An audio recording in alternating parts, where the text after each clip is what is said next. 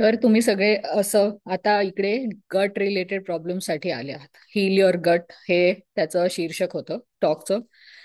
हे जे प्रॉब्लेम्स इथे लिहिले आहेत हे सगळ्यात कॉमन प्रॉब्लेम्स आहेत जे आम्हाला दिसले आहेत. आम्ही जे भारतभर सर्वे केली होती की लोकांना सगळ्यात जास्त प्रॉब्लेम्स कुठले आहेत, तर तुम्ही या वर्ड क्लाउड मध्ये जर बघितलं तर इथे हे दिसतं की कॉन्स्टिपेशन हे सगळ्यात कॉमन प्रॉब्लेम आहे. आणि आपल्याला वाटतं की कॉन्स्टिपेशन हा प्रॉब्लेम नाहीये, म्हणजे होतो सगळ्यांना, बऱ्याच लोकांना होतो, तो आपण एवढा प्रॉब्लेम म्हणून धरत पण नाही. पण तुम्हाला माहित आहे का, कॉन्स्टिपेशन नी बरेच क्रॉनिक आजार जे आहेत, जे लोकांना नंतर आजार जे होतात, डायबिटीस होतं, हार्ट डिसीज होतं, हायपरटेन्शन होतं, बरेच जे आजार आहेत ते आधी कॉन्स्टिपेशननी सुरू होतात. आणि त्याचं मूळ कारण पण मी सांगते थोड्या वेळात, कसं होतं ते पण सांगते. दुसरे पण जर आपण बघितले तर ब्लोटिंग आहे, गट इश्यूज आहे. आता ते शब्द त्यांनी सेपरेट केले, दोन तीन शब्द एकत्र लिहिले होते, तर पण इथे जर बघितलं तर gas, gut health issues, blotting, fatigue, डोकं दुखणं, डिप्रेशन आहे, पोटाचे विकार आहेत, IBS आहे. तुम्ही जर बघितलं तर असं वाटेल की हे ना थोडे अनरिलेटेड आहेत एकाशी, म्हणजे एकमेकांशी काही त्याचा संबंध नाहीये. वेट गेन आहे इथे, वजन वाढलेलं आहे, असे बरेच प्रॉब्लेम्स आहे. हॉर्मोनल इश्यूज आहेत, थायरॉइड आहे. तर तुम्ही जर बघितलं की आपल्याला चांगली तब्येत पाहिजे, आपल्याला सगळे आजार आपल्याला दूर ठेवायचे आहेत, तर आपण जर इथे बघितलं की हे घर एकदमच सुंदर आहे, पण इथे प्रॉब्लेम काय आहे की घर कितीही सुंदर असलं ना तर तरी तरी त्याचं फाउंडेशन चांगलं पाहिजे. जर फाउंडेशन सडत असलं, फाउंडेशन इन्फेक्टेड असलं, तर घर कितीही सुंदर असलं तर त्याचा उपयोग नाहीये, कारण ते सुंदर राहत नाही. हा आपल्या सगळ्यांच्या तब्येतीमध्ये हा विशिष्ट प्रॉब्लेम होतोय. माझ्याबद्दल जर सांगायचं झालं तर मी आज जसं सांगितलं आधी, ह्याची डायरेक्टर आणि को फाउंडर आहे अर्णाजेनेक्स सोल्युशन्सची. ही एक मायक्रोबायोम रिसोर्स कंपनी आहे. PhD मॉलिक्युलर जेनेटिक्स मध्ये केलं होतं मी. जेव्हा कॅन्सर रिसर्च करत होते 15 वर्ष, तेव्हा मला असं जाणवलं की मी ज्या करता रिसर्चमध्ये आले होते लोकांचं आयुष्य बदलण्याकरता, कॅन्सर क्युअर करण्याकरता, तसं काही होत नाही. जेव्हा रिसर्च करतो तेव्हा हजारो रिसर्चर्स काम करत असतात कॅन्सरवर किंवा कुठल्याही आजारावर, आणि त्यातून एकदम थोडंसं काहीतरी निघतं. आणि त्यांनी असं कोणाचं आयुष्य बदलत नसतं. कोणाचंही आयुष्य बदलायला खूपच लोकांची खूप मेहनत लागते. पण तेव्हा मला अशी जाणीव झाली की यापेक्षा आपण जर यावर फोकस केलं की सगळे आजार का नाही आपण प्रिव्हेंट करत, आपण प्रिव्हेन्शनवर जर फोकस करायला सुरुवात केली, तर सगळ्याचा रूट कॉज एकच आहे. मूळ जे कारण आहे ते आहे पुअर गट हेल्थ. तर आता पुअर गट हेल्थ म्हणजे काय आपण नक्की बघू. त्यानंतर मी यावर सगळं हायड्रोपॉनिक्स आणि न्यूट्रिशन आणि हेल्थ अँड वेलनेस फोकस आधीपासून होता, पण मोर फॉर्मली तो सुरू झाला. आणि तेवढ्यात आहार क्रांतीचं मला एक हे मिळालं की मी global Indian scientist and technocrats forum, एक NGO आहे, तिथे आम्ही तिघी व्हॉलेंटिअर करतो. तर 4 वर्ष झाले ते भारताच्या बाहेर जे राहतात त्यांच्या करता, ती लोक भारताकरता काम करतात. तर आहार क्रांती एक न्यूट्रिशनल अवेअरनेस सोल्युशन अँड हे आहे, कॅम्पेन आहे जे पूर्ण भारतभर चालतं. ते 4 वर्षांपासून मी त्याची लीड कोऑर्डिनेटर आहे, जेव्हापासून ते सुरू झाले. आणि या पुस्तकाचं पण हे आता येतेच आहे, या आठवड्यात, gut feelings, a patient's guide to understanding digestive disorders. तर तुम्ही आता सुजाता आणि रेणुकाला इथे बघताच आहात, हे आपण को फाउंडर्स आहेत माझ्याबरोबर. तर आमची कंपनी गट हेल्थचे सगळे सोल्युशन्स प्रोव्हाइड करते. मायक्रोबायोम सुपर हिरो हे त्याचं वर्टिकल आहे. आणि या देशांमध्ये ऑलरेडी आमचं काम सुरू आहे, जगभर 4 कॉन्टिनेंट्समध्ये. तर आपण जर आता गट हेल्थ बद्दल आपल्याला बघायचं असेल तर हे तुम्ही जर चित्र इथे बघितलं तर कसं वाटतंय बघून तुम्हाला? काय चाललंय इकडे? झुरळ दिसतायत, फंगस लागले, बुरशी लागली आहे, सगळी घाण आहे, स्वच्छ केलेलं नाहीये. असं आपण आपलं घर असं ठेवू शकतो का? बघवते का तुम्हाला हे चित्र? जरी आपल्याला असं किळस वाटली ना हे चित्र बघून, हे बाहेर आहे म्हणून आपल्याला किळस वाटते, पण हे आपल्या शरीराच्या आत सतत होते. हे आपल्या गटमध्ये होते. हे आपल्या डायजेस्टिव्ह ट्रॅक्टची परिस्थिती अशी आहे, आणि ती सगळ्यांचीच आहे. असे हार्डली कोणी असतील ज्यांची नाही आहे अशी परिस्थिती. यामुळे आपल्याला हे जे दिसते ना, बरेच आजार जे दिसत आहेत, आपल्याला असं वाटेल ह्याचा काहीच एकमेकांशी काहीच संबंध नाहीये, की डायबिटीज, किडनी डिसीज, हायपरटेन्शन आहे, ऑटो इम्युन आजार आहेत, अस्थमा आहे, ॲलर्जीज आहेत, मेंटल हेल्थ इश्यूज आहेत वेगवेगळे, इवन स्ट्रेस. आणि लोकांना जे सारखे आजार होतात, लहान मुलांना सारखे इन्फेक्शन होतात, पुअर मेमरी, मेमरी आपल्याला काही आठवत नाहीये, आपल्याला काम नीट करता येत नाहीये, एनर्जी नाहीये, असं वाटतं की याचा एकमेकांशी काही संबंध नाही. केस गळतायत, चेहऱ्यावर फोडं येत आहेत, पिंपल्स येत आहेत, ऍक्ने येत आहे. याचं सगळ्यांचं एकच कारण आहे, आणि ते आहे की गट हेल्थ चांगली नसणं. गट हेल्थ हे नसणं, पुअर गट हेल्थ. तर आपण जर ती घाण बघितली, की आपल्याला वाटलं की ते गट हेल्थ जर अशा परिस्थितीत आहे, तर काय करावं लागेल आपल्याला? आपल्याला ते स्वच्छ करण्यासाठी त्याचे क्लीनर आणावे लागतील. तर कोण आहेत हे क्लीनर्स? कसे आपण आणू शकतो, हे आपण आज बघणार आहोत. हे जर तुम्ही घर बघितलं तर कसं वाटतंय हे बघून, की आपलं घर असं असावं, हे स्वच्छ आहे, सगळं नीट रचलेलं आहे, हे बघून असं कसं मन प्रसन्न वाटतं, की हे एकदमच प्लेझंट वातावरण वाटतंय. हेच आपल्याला जर आपल्या शरीरात आणायचं असेल, तर आपली तब्येत आपण सुधरवू शकतो, की असं स्वच्छ घर म्हणजे आपलं शरीर, म्हणजे आपलं गट.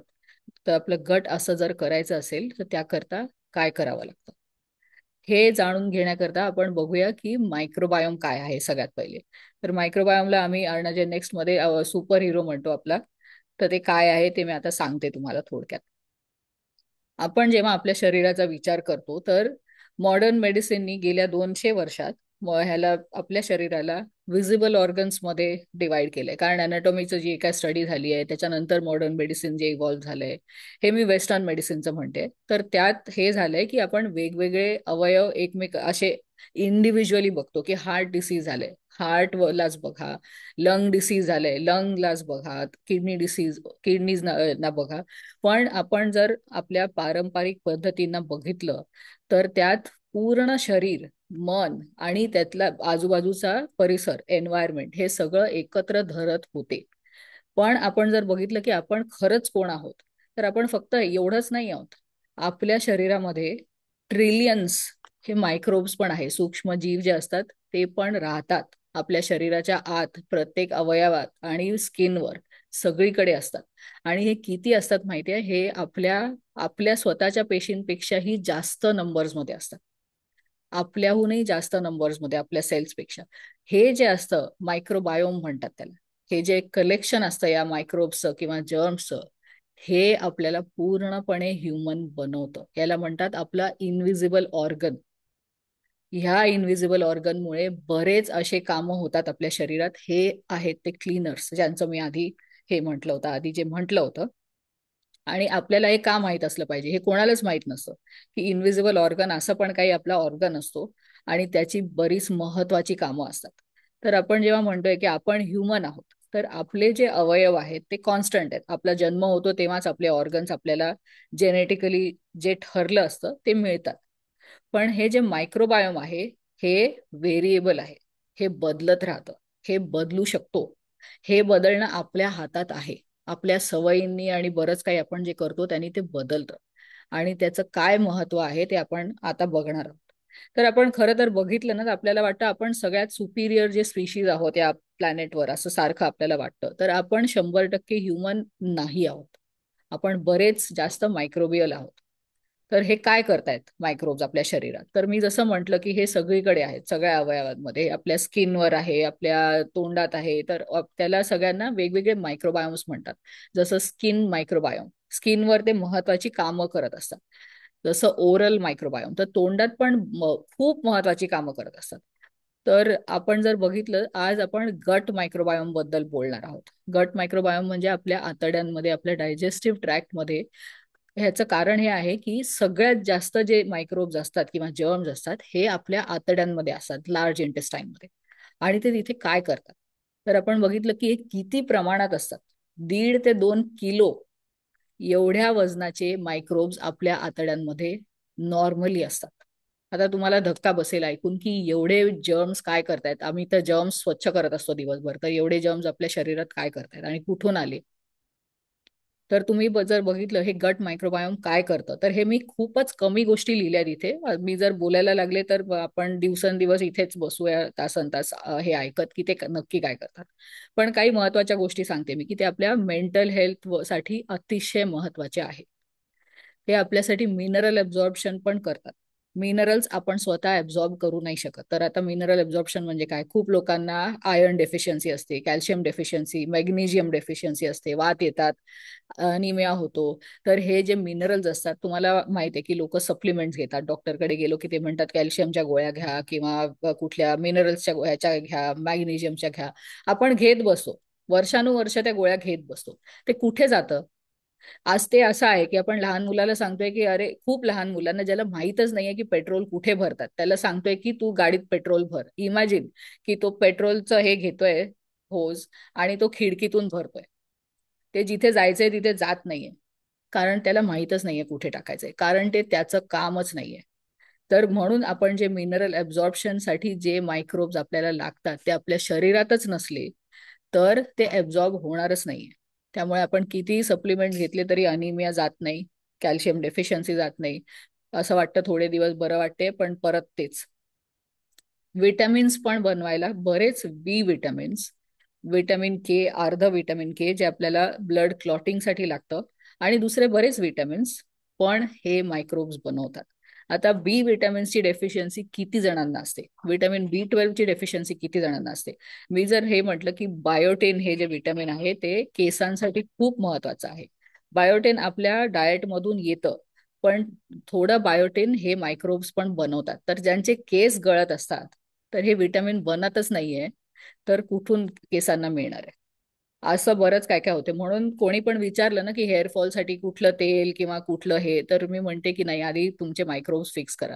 कारण डायजेशन होणार नाहीये, विटॅमिन्स मिळणार नाहीये, मिनरल्स मिळणार नाहीये. आपण जर डायजेशनचा विचार केला इथे, तर आपली जी पाचन क्रिया आहे ती पण आपण स्वतः पूर्ण करू शकत नाही. आपण म्हणतो फायबर खूपच महत्वाचं आहे आपल्या डाएटमध्ये. आपण नेहमी ऐकतो सगळ्या न्यूट्रिशनिस्ट आणि सगळ्या डॉक्टर्स कडून की फायबर खा. फायबर हे आपल्याला पचवताच येत नाही. फायबरचं पूर्ण डायजेशन हे मायक्रोब्स करतात, जर्म्स करतात. तर विचार करा, तुम्ही फायबर खाताय आणि ते पचवताच येत नाहीये तुम्हाला. तुम्हाला असं वाटतं की मी तर फायबर खातोय किंवा खाते, पण काही होत नाहीये त्याचं, कारण ते मायक्रोब्सच नाहीयेत बॉडीमध्ये, गटमध्ये डायजेस्ट करायला. त्यामुळे ते असंच जाते. त्याचे जे चांगले केमिकल्स बनले पाहिजे, मेटाबोलाइट्स बनले पाहिजे, ते बनतच नाही. मसल्स बनवण्याकरता पण आपल्याला मायक्रोब्सची गरज आहे.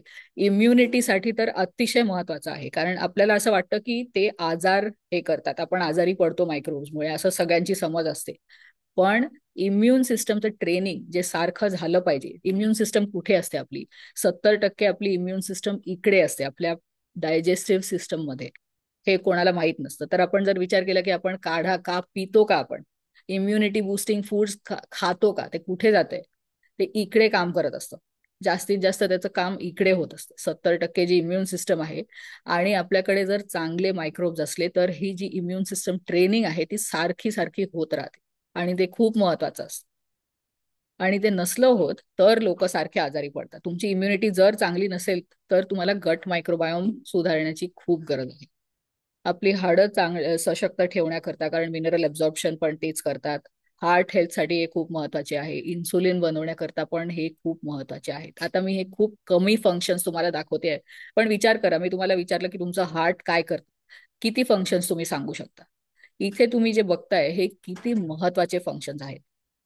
आणि मोस्ट लोकांमध्ये गट मायक्रोबायोम हेल्दी नसतं, त्यामुळे हे सगळे आजार इथून येत आहेत.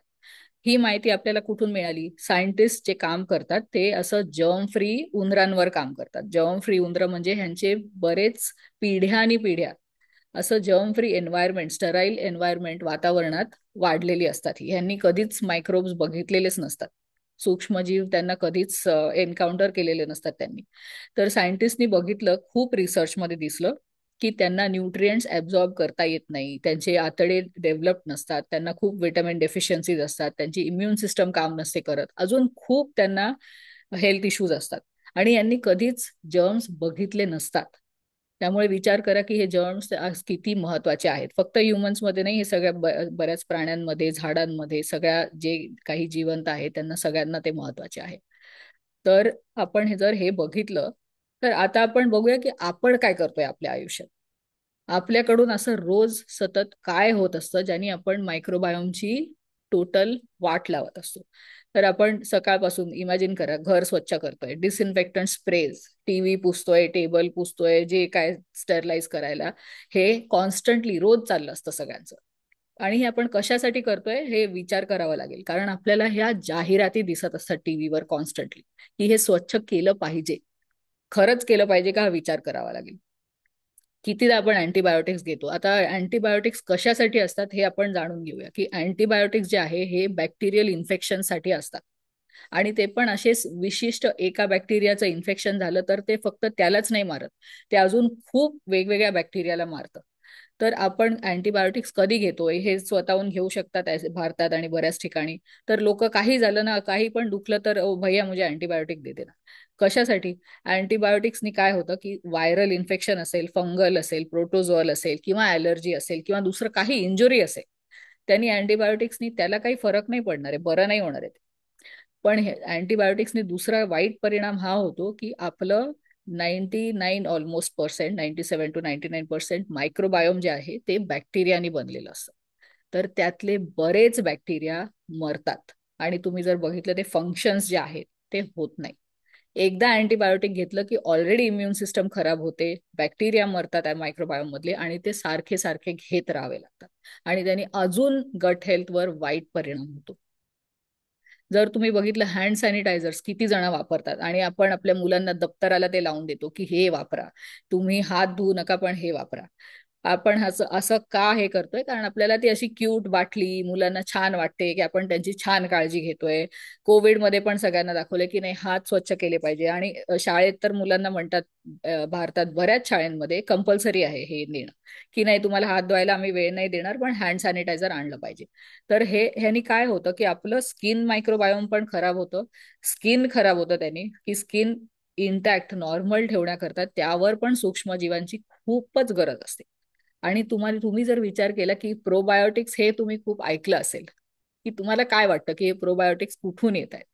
ते वातावरणात असतात, ते अन्नात असतात आणि ते आपल्या हातावरून येत असतात. आपण जेव्हा हाताने जेवतो ना तेव्हा आपण ते प्रोबायोटिक्स ट्रान्सफर करत असतो आपल्या गटमध्ये. आपण जर हात असे स्टरलाइज करत राहिलो तर प्रोबायोटिक्स मिळत नाही. म्हणून लोकांना खूप वेगवेगळे प्रोबायोटिक्सची कमतरता असते. आणि आपण जर विचारलं तर तुम्ही हे चॅट बॉक्समध्ये टाईप करा, नक्की करा सगळ्यांनी, की तुम्ही कुठलं हँड सोप वापरताय, कुठल्या ब्रँडचा हँड सोप वापरताय आणि ते अँटीबॅक्टेरियल किंवा अँटी मायक्रोबियल आहे का. सिरियसली तुम्हाला गरज आहे का त्याची? तुम्ही हॉस्पिटलमध्ये काम करताय की तुम्ही अशा कुठल्या वातावरणात काम करता आहेत की जिथे तुम्हाला मायक्रोबना मारायची गरज आहे. हे सगळं कंडिशनिंग कुठून येते? आपण जे जाहिराती बघतो, तेरा साबुन स्टुपिड है क्या, किंवा हे साबण आहे दिस प्रॉमिसेस टू किल 99% जर्म्स. ठीक आहे, प्रॉमिस करत असेल पण तुम्हाला गरज आहे का त्याची? आपल्याला ते बघून असं वाटते की हो आपल्याला आजारी नाही पडायचंय, आपण सगळं डेटॉल वापरू, हे वापरू, ते वापरू. आपण वापरतो पण त्यांनी काय होते की आपलं इनविजिबल ऑर्गन कमी कमी होत चाललंय. जर तुम्ही तुमची टूथपेस्ट जरी बघितली तरी त्यावर एक ट्रायक्लोसान किंवा असं काहीतरी इन्ग्रेडियंट असेल जे अँटी मायक्रोबियल असेल. तुम्हाला वाटेल की माउथवॉश जे अल्कोहोल बेस्ड माउथवॉश आहे किंवा अँटी मायक्रोबियल टूथपेस्ट आहे त्यांनी ओरल हेल्थ खूप चांगली राहते. पण ऍक्च्युली त्यांनी काय होतं की ओरल मायक्रोबायोम मरतं त्यांनी. आणि जेव्हा ओरल मायक्रोबायोम मरतं तेव्हा त्यांनी खूप वेगवेगळे आजार होऊ शकतात, जसं Parkinson, Alzheimer's, diabetes, heart disease असे खूप आजार होऊ शकतात. आणि आपण हे रोज सतत करत असतो त्यामुळे आपल्याला मायक्रोबायोम मिळतच नाही. आपलं खूपच कमी, लो डायव्हर्सिटी असं मायक्रोबायोम होतं आणि मुलांचं तर म्हणजे वेगळ्याच लेवलवर कमी होते. तो टोटली वेगळा विषयच आहे तो. Anti microbial wipes, floor cleaners, आता आपण फरशी पण फिनाईल आणि कशा कशा केमिकल्सनी स्वच्छ करत असतो. कॉन्स्टंटली आपण हे मारत असतो. तर ह्यानी काय होतं की आपली तब्येत अतिशय वाईट होत चालली आहे आणि आपल्याला कळतच नाहीये की ती का होते. तर हे आता टॉप 5 जे आपण मिस्टेक्स म्हणू शकतो किंवा ज्या चुका म्हणू शकतो, सॉरी, ते सगळी जण करत असतात. बरीच लोक यातल्या बऱ्याच चुका रोज करत असतात. तर आपण बघू की असं काय होतं आपल्याकडून ज्यांनी हे आजार होत आहेत. आपण ऍक्च्युली एनकरेज करतोय आणि आपल्याला वाटतंय की आपण सगळं चांगलं करतोय. जर मी तुम्हाला कोणालाही विचारलं तर मी आता प्रश्नांची उत्तरं देते. संजीवनी, तुम्ही हात वर केलाय, तुम्हाला जर अनम्यूट करायचं असेल तर आपण शेवटी करू शकतो. तुम्हाला जर प्रश्न विचारायचा असेल तर चॅट बॉक्समध्ये टाईप करा, तुम्हाला त्याचं उत्तर मिळेल तिथे चॅट बॉक्समध्ये. तर आपण जर विचार केला की आपल्याला चांगलं न्यूट्रिशन पाहिजे आहे, मी तुम्हाला कोणालाही विचारलं की तुम्ही हेल्दी खाता का, मेजॉरिटी सगळी म्हणतील की हो आम्ही हेल्दी खातो. पण आपण जर बघायला सुरुवात केली की ते खरंच हेल्दी आहे का, तर ते नक्कीच नसेल. तर आपण बघूया की आपण काय करतोय. आपल्याला वाटतं आपण हेल्दी खातोय, आपण नॉर्मली असं खातो आणि आपल्याला वाटतं घरातलंच तर खातोय, आपण घरचं जेवण जेवतोय, हेल्दीच आहे ते. पण आपली सगळ्यात मोठी चूक त्यात काय होते की त्यात कार्बोहायड्रेट्स खूप जास्त, प्रोटीन खूप कमी, भाज्या खूप कमी, फळं त्याहून कमी, असं ते अतिशय अनबॅलन्स्ड असं जेवण होतं. तरी तुम्हाला जर वाटत असेल घरातलंच जेवतोय की मी वरण भात खातोय, मी भाजी पोळीच खातोय, अतिशय अनबॅलन्स्ड आहे ते. आपल्याला जे पाहिजे ते न्यूट्रिशन मिळत नाही. नाहीतर दुसरं एक्स्ट्रीम हे आहे की जंक फूड खातो आहे, नूडल्स खातो आहे, जे नुसते कार्बोहायड्रेट्स आहे, एम्प्टी कॅलरीज म्हणतात त्याला, की त्यात नुसती साखर मिळते आपल्या शरीराला, की ते आपल्या शरीरात गेलं की ते लगेच डायजेस्ट होते, लगेच खूप साखर रिलीज होते आणि तेवढ्याच लवकर साखर क्रॅश होते. मुलांना पण आपण तेच देतोय. नाहीतर वन पॉट मील्स, स्वतः पण डब्यात न्यायचं, मुलांना पण डब्यात ते द्यायचं, की थोडा म्हणजे भात जास्त भाज्या कमी, आणि असं आपण ते पुलाव फ्राईड राईस किंवा काही पण बनवतो आणि आपल्याला असं वाटतं की ते हेल्दी आहे कारण त्यात भाज्या आहेत. त्यात कुठे प्रोटीन कुठे आहे, भाज्या किती आहे भाताच्या प्रमाणात. भात म्हणजे साखर आहे जे आपल्याला शुगर राईज होणार आहे, जे इन्सुलिन स्पाइक होणार आहे. तर हे आपल्याला एस्पेशली कोविड नंतर इन्फ्लुएन्सर्सचे फोटोज बघून बघून आपल्याला असं वाटतंय की यांनी हेल्दी लिहिलंय तर हेल्दीच असेल. आणि अशा खूप रेसिपीज असतात इन्फ्लुएन्सर्सच्या आणि जे काही शेफ्स आणि कुक्स, त्यात भयानक तेल वापरलेलं असते, भयानक फॅट्स वापरलेले असतात, ते तळलेलं पण असते आणि त्यांनी हेल्दी लिहिलं म्हणजे आपण विचार करतो हे हेल्दी असेल. इतके त्यात गैरसमज आहेत. आपण जर बघितलं की आपल्या डाएटमध्ये हेल्दी असण्याकरता रेनबो डाएट आहे का, तुमच्या जेवणात किंवा तुमच्या मील्समध्ये हे पाचही कलर ग्रुप्स आहेत का, कारण ह्यात खूप वेगवेगळे पोषक तत्व असतात, फायटोन्यूट्रिएंट्स म्हणा, विटॅमिन्स मिनरल्स सगळं म्हणा, हे तुमच्या डाएटमध्ये आहे का. जर ते नसेल तर तुम्हाला बरंच काही मिळत नाहीये. जर आपण बघितलं की गाजरांमध्ये विटॅमिन ए असतं, तर विटॅमिन ए ह्यात असतं का बाकीच्या भाज्यांमध्ये, नसतं तेवढं. तुम्हाला विटॅमिन ए मिळण्याकरता काहीतरी विशिष्ट खावं लागतं. तर हे सगळे कलर ग्रुप्स आहेत का. दुसरी गोष्ट म्हणजे तुम्ही प्रोटीन खाताय का. सगळ्यांच्या जेवणात इतकं कमी प्रोटीन असते आणि आपल्याला वाटतं की नाही आपण वरण खातोय, एवढंसं वरण, आपल्याला वाटतं की आपण इडली डोसा खातोय, त्यात किती कमी प्रोटीन असते हे जरा कॅल्क्युलेट करून बघा, तुम्हाला धक्का बसेल. आणि आपण जे ह्या डायव्हर्सिटीची जी गरज आहे की लेंटिल्स ग्रेन्स जे मिलेट्स आहेत, जे 5 पॉझिटिव्ह मिलेट्स आहेत, जे आता मिलेट्स म्हटलं की लोक म्हणतात हो मी बाजरा आणि ज्वारी आणि हे खातो. पण मिलेट जे आहे ते kodo, little millet, barnyard, brown top आणि फॉक्सटेल जे आहेत ते हिलिंग मिलेट्स आहेत. ते मोस्टली कोणाच्याच डाएटमध्ये नसतात. आपण भात आणि पोळ्या एवढ्यावरच अडकलेले असतो, मोस्टली जास्तीत जास्त थोड्या भाकऱ्या खातात. Nuts and seeds, healthy oils, जे कोल्ड प्रेस्ड, जे तिळाचं तेल असते, दाण्याचं तेल असते, कोकोनट ऑइल आहे, तूप आहे, हेल्दी फॅट्स खूप कमी असतात. लोकांना वाटतं नाही मला लठ्ठने व्हायचंय, फॅट्स काढा. फॅट्स आपल्याला खूपच महत्वाचे असतात. तर हे सगळं आपण आपल्या डाएटमध्ये यातल्या खूप गोष्टी नसतात. आणि फर्मेंटेड फूड्स तर मोस्टली कोणाच्याच ह्याच्यात, खूप कमी लोकांच्या डाएटमध्ये फर्मेंटेड फूड्स असतात, की ज्यातून आपल्याला लाईव्ह मायक्रोब्स मिळतील. असे खूपच कमी फर्मेंटेड फूड्स असतात. तर आपल्याला जर बघितलं आपण कुठली पण ट्रेडिशनल थाळी, ट्रेडिशनल म्हणजे मी महाराष्ट्रीयन आत्ता मिळते तशी ती पुरी आणि बटाट्याची भाजीवाली थाळी नाही म्हणत आहे, ती आपली ट्रेडिशनल नाहीये थाळी, मैद्याची पुरी आणि बटाट्याची भाजी. आपण जर खरंच ट्रेडिशनल कुठली पण थाळी बघितली भारतातली किंवा कुठली पण जी एन्शंट आहे, त्यात ही डायव्हर्सिटी ऑलरेडी होती. त्यात हे सगळे वेगवेगळे धान्य, जे भरड धान्य म्हणतात ते वापरत होते, फळं भाज्या सगळं लोकल होतं, सगळं सीझनल होतं, की या सीझन मध्ये हेच खायचंय. आंबे जेव्हा येतात तेव्हाच खायचे असतात, वर्षभर मिळतात म्हणून खाल्ले तर आपल्या शरीरावर दुष्परिणाम होतो. तसंच ते सगळं लोकल सीझनल आणि वेगवेगळे टेक्स्चर्स, फर्मेंटेड फूड्स, वेगवेगळ्या चटण्या मायक्रोन्युट्रियंटसाठी अतिशय महत्वाच्या आहे. आपण रुजुता दिवेकरचं पण हे बघतो की एकदम छोटं टिप, तुम्हाला जर विटॅमिन मिनरल डेफिशियन्सीज कमी करायच्या असतील तर चटण्या खा रोज थोड्या. तर ह्या ज्या एन्शंट थालीज होत्या त्या अतिशय न्यूट्रिशियस होत्या आणि हे बॅलन्स आपल्या डाएटमध्ये अजिबात नाहीये. दुसरी आपण खूप मोठी जे हे करतो चूक, ती आपण यात बघूया की आपलं जर सर्केडियन रिदम बघितलं किंवा बॉडी क्लॉक ज्याला म्हणतात ते बघितलं, इथे ग्रे रेषेत दाखवलं आहे. तर सूर्य उगवल्यावर हे वर आहे, आणि हे सूर्यास्ताला खाली आलंय. ही रेड डॉटेड जी रेष आहे ती आपली मेटाबॉलिक फायर आहे, की आपण अन्न कसं पचवू शकतो. हे जे आहे हे मायक्रोबायोम आहे, हे सकाळी वेगळं असतं, हे संध्याकाळी वेगळं असतं. तर आपण जेव्हा या काळात जेवतो, जसं अँसेस्ट्रल फॉर्म ऑफ इटिंग ज्याला म्हणतात, की सूर्योदय झालाय आपल्याला उजेडातच दिसतं, जेव्हा सूर्यास्त होतो तेव्हा दिसत नाही, कारण तेव्हा असं काही आग पण नव्हती आणि दिवे पण नव्हते आणि काहीच नव्हतं. तर तेव्हा त्याच वेळेला जेवत होते जेव्हा सूर्य वर असायचा. आणि त्यांनी काय व्हायचं की हे सगळं इन सिंक असायचं, की आपण जे खातोय ते सगळं डायजेस्ट होते, आपल्याला सगळं पोषण मिळते, आपलं मायक्रोबायोम पण डायजेस्ट करू शकते अन्न, आणि त्यांनी तब्येत खूपच चांगली राहत होती लोकांची. जी लोक अजूनही फॉलो करतात त्यांची तब्येत अजूनही चांगलीच असते. पण आपण काय करतो की उजेड 24/7 आहे, अन्न पण 24/7 मिळते, आपण कुठूनही ऑर्डर करू शकतो. मुलांना आई वडिलांनी ऍप्स दिलेले असतात, मुलं 2 वाजता पण रात्री ऍप वरून स्विगीवरून कशावरूनही अन्न ऑर्डर करत असतात, कारण ते करू शकतात. करू शकतात याचा अर्थ हे नाहीये की आपलं शरीर पचवू शकतं ते अन्न.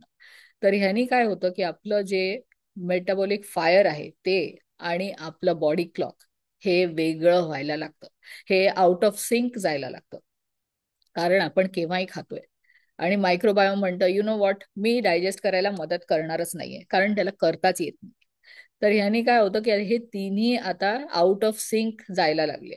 त्यांनी काय होतं की आपण अन्न, जर तुम्ही आता बघाल की लहान मुलं स्पेशली, हे खूपच कॉमन आहे की त्यांना या क्लासला पाठवा, त्या क्लासला पाठवा, वर्गाला पाठवा, मग ते खेळायला जातात, मग घरी येतात, मग त्यांना होमवर्क संपवायचं असतं, त्यानंतर ते 8 वाजता जेवतात आणि जेवून सरळ झोपायला जातात. असं किती मुलांकडे होतं की ते 2 किंवा 3 तास आधी जेवतायत, कारण आपल्या पाचन क्रियेसाठी 2-3 तास लागतात. आपण 7 वाजता जेवलो, संपवलं आपण संध्याकाळी, तर 10 वाजेपर्यंत ते डायजेस्ट होईल आणि त्यानंतर आपण झोपू शकतो. लहान मुलांचं जर आपण बघितलं की ते जेवून लगेच झोपतात, अन्न पचतच नाहीये. झोपल्यावर काय होतं की अन्न पचायला जे 2-3 तास लागले पाहिजे होते त्याकरता 6-7 तास लागतात, किंवा ते पचत पण नाही, त्यामुळे त्यांना त्याचं पोषण मिळत नाहीये. तुम्हाला असं वाटतंय की मी तर चांगलं खाऊ घालतोय, चांगलं खाऊ घालते, त्यांना पोषण मिळतच नाहीये.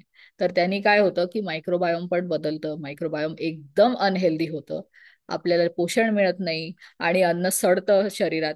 त्यामुळे खूप आजार, टॉक्सिक केमिकल्स आपल्या शरीरात जे राहतात त्यामुळे खूपच आजार होतात. तुम्ही जर बघितलं की कॅन्सरचं प्रमाण किती वाढलंय, सगळ्यांच्या फॅमिलीजमध्ये कोणा ना कोणाला कॅन्सर असतो.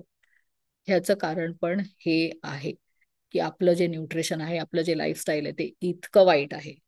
ह्यामुळे हे सगळे आजार सारखे होत आहेत. दुसरी गोष्ट आम्हाला सगळ्यात कॉमनली आढळून जी येते ती, एक तर असं की एक्सरसाइज करा, खूपच जास्त एक्सरसाइज करा. तर आता मी एका मुलीचंच उदाहरण बघितलं, ती आहे 24 वर्षांची मुलगी, आताच नोकरी लागली आहे, आणि मी असं ऐकलं की ती 1 तास धावून ऑफिसहून कतारमध्ये घरी आली. तर आता ते ठीक आहे, खूपच छान हेल्दी आहे, त्यानंतर ती जिम मध्ये जाऊन खूप वर्कआउट करते आणि खूपच छान एक्सरसाइज करते, वेट्स उचलते.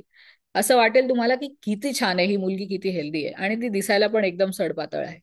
तुम्ही जर तिचं डाएट बघितलं तर ती जंक फूड ऑर्डर करते, अतिशय अनहेल्दी खाते. तुम्हाला असं वाटतं की ती असं एक्स्ट्रीम व्यायाम करून तिच्या शरीराला जर तिने पोषण नाही दिलं तर तुम्हाला काय वाटतं काय होईल?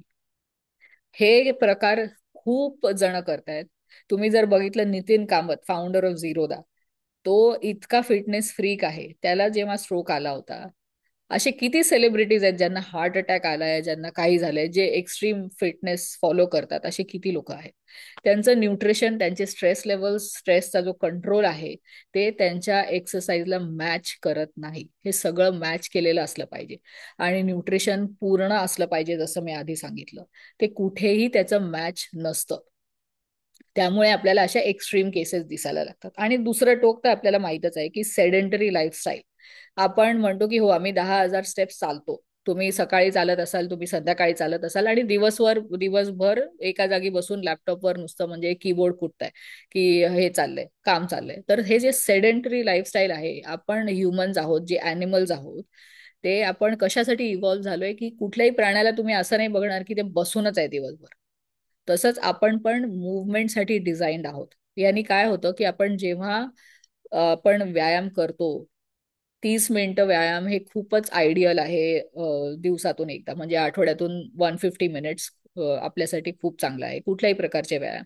आपण जेव्हा मूव्हमेंट करतो तेव्हा आपलं लिम्फॅटिक ड्रेनेज होत असतं. आपली जी लिम्फॅटिक सिस्टम असते ती आपलं ब्लड सर्क्युलेशन जसं होतं तसं हे करते, त्याच्या पॅरलल सिस्टम असते. तर त्यांनी आपली इम्युन सिस्टम सारखी शरीराला स्वच्छ करत असते, सारखे इन्फेक्शन शोधून काढत असते, सारखे काय काय शोधून काढत असते. जसं इव्हन कॅन्सर सेल्स पण शोधून काढत असते. सगळ्यांमध्ये कॅन्सर सेल्स असतात, पण ते शोधून काढत असते आपली इम्युन सिस्टम.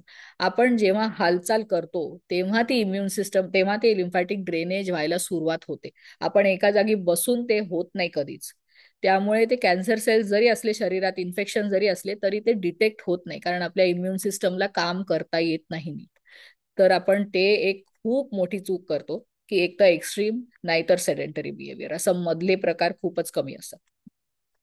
तिसरी खूप कॉमन गोष्ट आहे की आपण टोटली मेंटल हेल्थ, माइंडफुलनेसला इग्नोर करतो. हार्डली कोणी असते जे काही मेडिटेशन करते की माइंडफुली जेवते, की जेवताना फक्त जेवणाकडे लक्ष द्यायचं, की टीव्ही सुरू नाहीये, फोनकडे लक्ष नाहीये, असं खूपच कमी लोक करतात. तर आपण जर हे बघितलं की हे तुम्हाला बघून काय वाटतं, या चित्राला बघून मी खूप जणांना विचारलंय, मला आश्चर्य वाटतं की हे लोकांना विचित्र कसं नाही वाटत की हा उंदीर मांजरीच्या डोक्यावर कुठून पोचला. असं तुम्ही कधी बघितलं की उंदीर एवढ्या जवळ जाऊ पण शकतो, त्याला भीती नाही वाटत आहे मांजरीची? तर हे कसं झालं की हे एआय जनरेटेड नाहीये इमेज. तर हे कसं झालं जर आपण विचार केला की असं कसं झालं, तर आता ह्याचं अनरिलेटेड वाटेल तुम्हाला, पण ऍक्च्युली हे खूप इंटरेस्टिंग आहे. या उंदराला इन्फेक्शन झालंय, एका मायक्रोबचं इन्फेक्शन, त्याला म्हणतात टॉक्सोप्लाझ्मा गॉन्डी. तर आता तुम्हाला वाटेल मी ह्याबद्दल का म्हणते, तर ह्याचं वैशिष्ट्य असं आहे की जेव्हा टॉक्सोप्लाझ्माचं इन्फेक्शन होते तेव्हा ते उंदीर मांजरींना घाबरायच्या ऐवजी अट्रॅक्ट होतात. मांजरींच्या युरिनच्या वासाला ते अट्रॅक्ट होतात. तर ते काय करतात, मांजरींकडे जातात मुद्दाम, आणि मांजरींकडे गेल्यावर मांजर त्यांना जेव्हा खाते तेव्हा या मायक्रोबचं लाईफ सायकल पूर्ण होते टॉक्सोप्लाझ्माचं. तर आता तुम्हाला वाटेल ह्याचा काय संबंध, पण तुम्ही विचार करा, ही घाबरण्यासारखी गोष्ट आहे की एक प्रकारचा मायक्रोब ह्याचं पूर्णपणे विचार बदलू शकतं, ह्याचं पूर्ण पूर्ण डिसिजन्स बदलू शकतं, की हे घाबरायच्या ऐवजी, स्वतःचा जीव वाचवायच्या ऐवजी हे जाऊन आता जीव देते आहे. आणि हे त्याचा निर्णय नाही आहे त्या उंदराचा, याला तो निर्णय घ्यायला या मायक्रोबनी लावलाय. आपल्या पोटात जेव्हा एवढे ट्रिलियन्स मायक्रोब्स आहेत, तर तुम्हाला काय वाटतंय की तुमचे जे क्रेविंग्ज आहेत, तुमचे जे सगळे निर्णय आहेत की तुम्हाला कुठली नोकरी करायची आहे, तुम्हाला कुठे राहायचंय, तुम्हाला काय खायचंय, हे निर्णय कुठून येत आहेत? हे तुम्ही ठरवताय की तुमचं मायक्रोबायोम ठरवताय? ही विचार करण्यासारखी गोष्ट आहे की आपल्याला क्रेविंग्ज आहेत, आपल्याला खूप गोड खावंसं वाटतंय, आपण म्हणतोय आपल्याला स्वीट टूथ आहे, आपल्याला दुसरं काय काय खावंसं वाटतंय, हे कुठून येते? आपल्याला ते सोडताच येत नाही, कारण ते आपल्याकडून नाही येते, ते मायक्रोबायोम कडून येते. आपण ज्या प्रकारचं अन्न खातो आपण त्या प्रकारचं मायक्रोबायोम बनवतोय, आणि ते अजून मागत राहतं. त्यांनी आपल्या मूड, आपले जे हे असतात, आपले जे काय फिलिंग्ज असतात, जे इमोशन्स असतात, ते पण आपल्या मायक्रोबायोम मधून बऱ्यापैकी येतात. ते फक्त आपल्या ब्रेन मधून, आपल्या मेंदूतून नाही येत. आपलं मायक्रोबायोम जे आहे हे आपलं गट जे आहे ते आपल्याला सेकंड ब्रेन म्हणून त्याला म्हणतात, कारण आपले खूप इमोशन्स, आपले खूप क्रेविंग्स आणि खूप फिलिंग्स तिथून येतात. म्हणून हे महत्वाचं आहे की आपण मेंटल हेल्थ आणि माइंडफुलनेसवर लक्ष द्यावं. आपण जर बघितलं की आपले फिलिंग्स ऍक्च्युली काय आहे, कोणी जर प्रेमात पडलं तर म्हणतात ओ प्रेमात पडली आहे लोक, पण तेव्हा ऑक्सिटोसिन रिलीज झालेलं असतं. तर हे सगळे केमिकल्स आहेत जे आपल्याला फिलिंग्स म्हणून आपण हे करतो, त्याचा अनुभव करतो. तर आपण जर बघितलं की डोपामिन काय आहे, त्याला म्हणतात रिवॉर्ड हार्मोन. आपण जर कुठलं काम केलं, घर स्वच्छ केलं, काही पण केलं, तर असं वाटतं हो चला छान वाटते. तर हे जे छान वाटायचं जे फिलिंग आहे ते डोपामिन आपल्या ब्रेनमध्ये पण रिलीज होते आणि गट मायक्रोबायोम पण बनवते. तर इथून ते फिलिंग येतं. आपण जर हॅपीनेस हार्मोन बघितलं की आपल्याला वाटलं हो खूपच आनंद झालाय कशाचा तरी, तर हा आनंद जो होतोय ते सेरोटोनिन आपल्या गट मध्ये रिलीज होते. तर 95% सेरोटोनिन गट मायक्रोबायोम बनवतो. म्हणजे ज्यांना आनंदाचं फिलिंग येतं, ते आनंदाचं फिलिंग ऍक्च्युली आपल्या मायक्रोबायोम मुळे येतं. तर तुम्ही बघाल की लोकांकडे खूप पैसे असतात, सगळं काही असतं, पण त्यांना आनंदात नसतात ते कधी.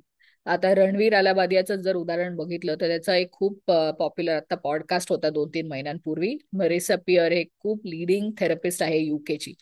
तिला तो इंटरव्ह्यू करत होता आणि तिला तो म्हणाला की मी जेवढा सक्सेसफुल होतोय तेवढा माझा हॅपीनेस कमी होतोय, असं त्यांनी कन्फेस केलं त्या शोवर.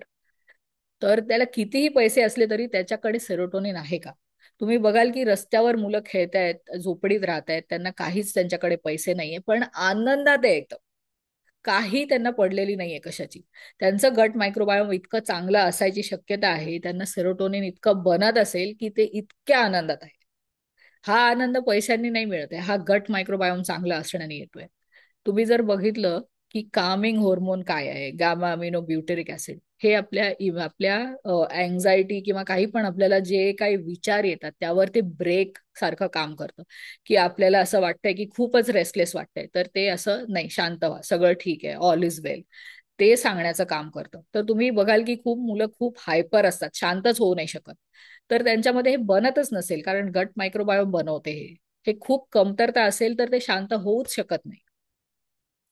आता सेरोटोनिनची अजून एक गंमत आहे की ते फक्त हॅपीनेस हार्मोन नाहीये, ते आपल्याला डायजेशन मध्ये पण खूपच महत्वाचं आहे. अन्न किती फास्ट आपल्या आतड्यांमधून जातं, ट्रॅव्हल करतं, हे खूप महत्वाचं असतं पाचन क्रियेकरता. तर ते सेरोटोनिन कंट्रोल करतं.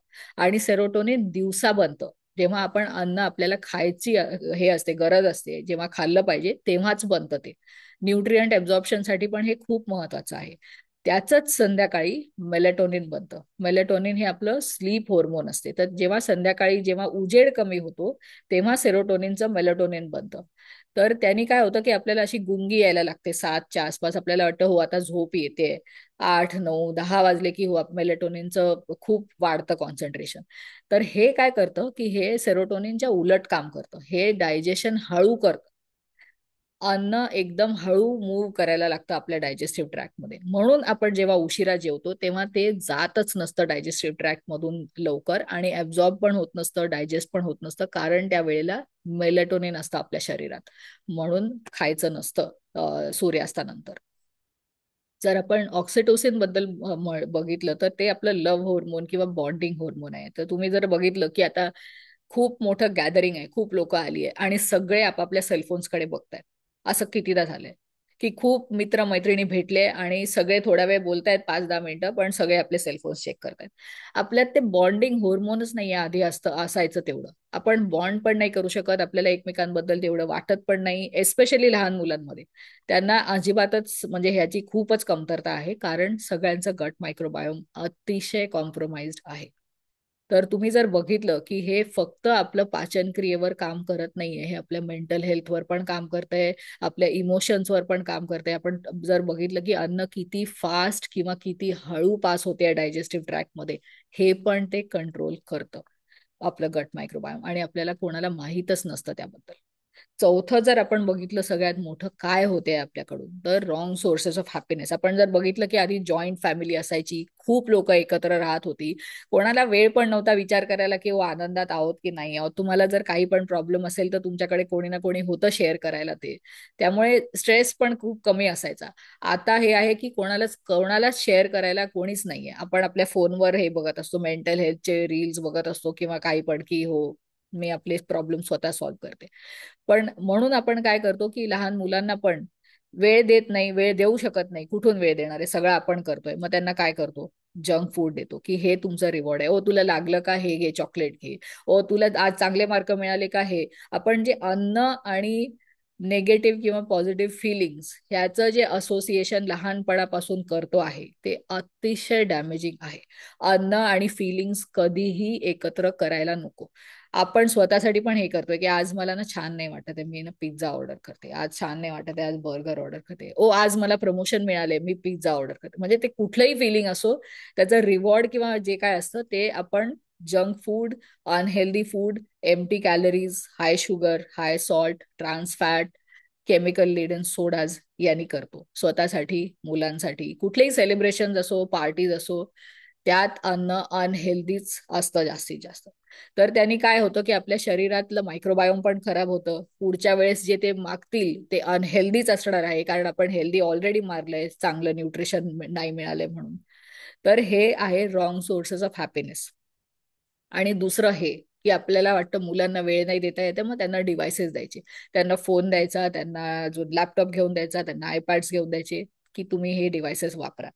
तर जेव्हा आपण रील्स स्क्रोल करत असतो किंवा जेव्हा आपण कंटेंट बघत असतो तेव्हा काय होतं, डोपामिन जे बनत असतं, आपलं जे रिवॉर्ड हार्मोन आहे, ते बर्न आउट होतं, ते बर्न होत असतं. आपण एक एक रील बघतोय ते बर्न होते.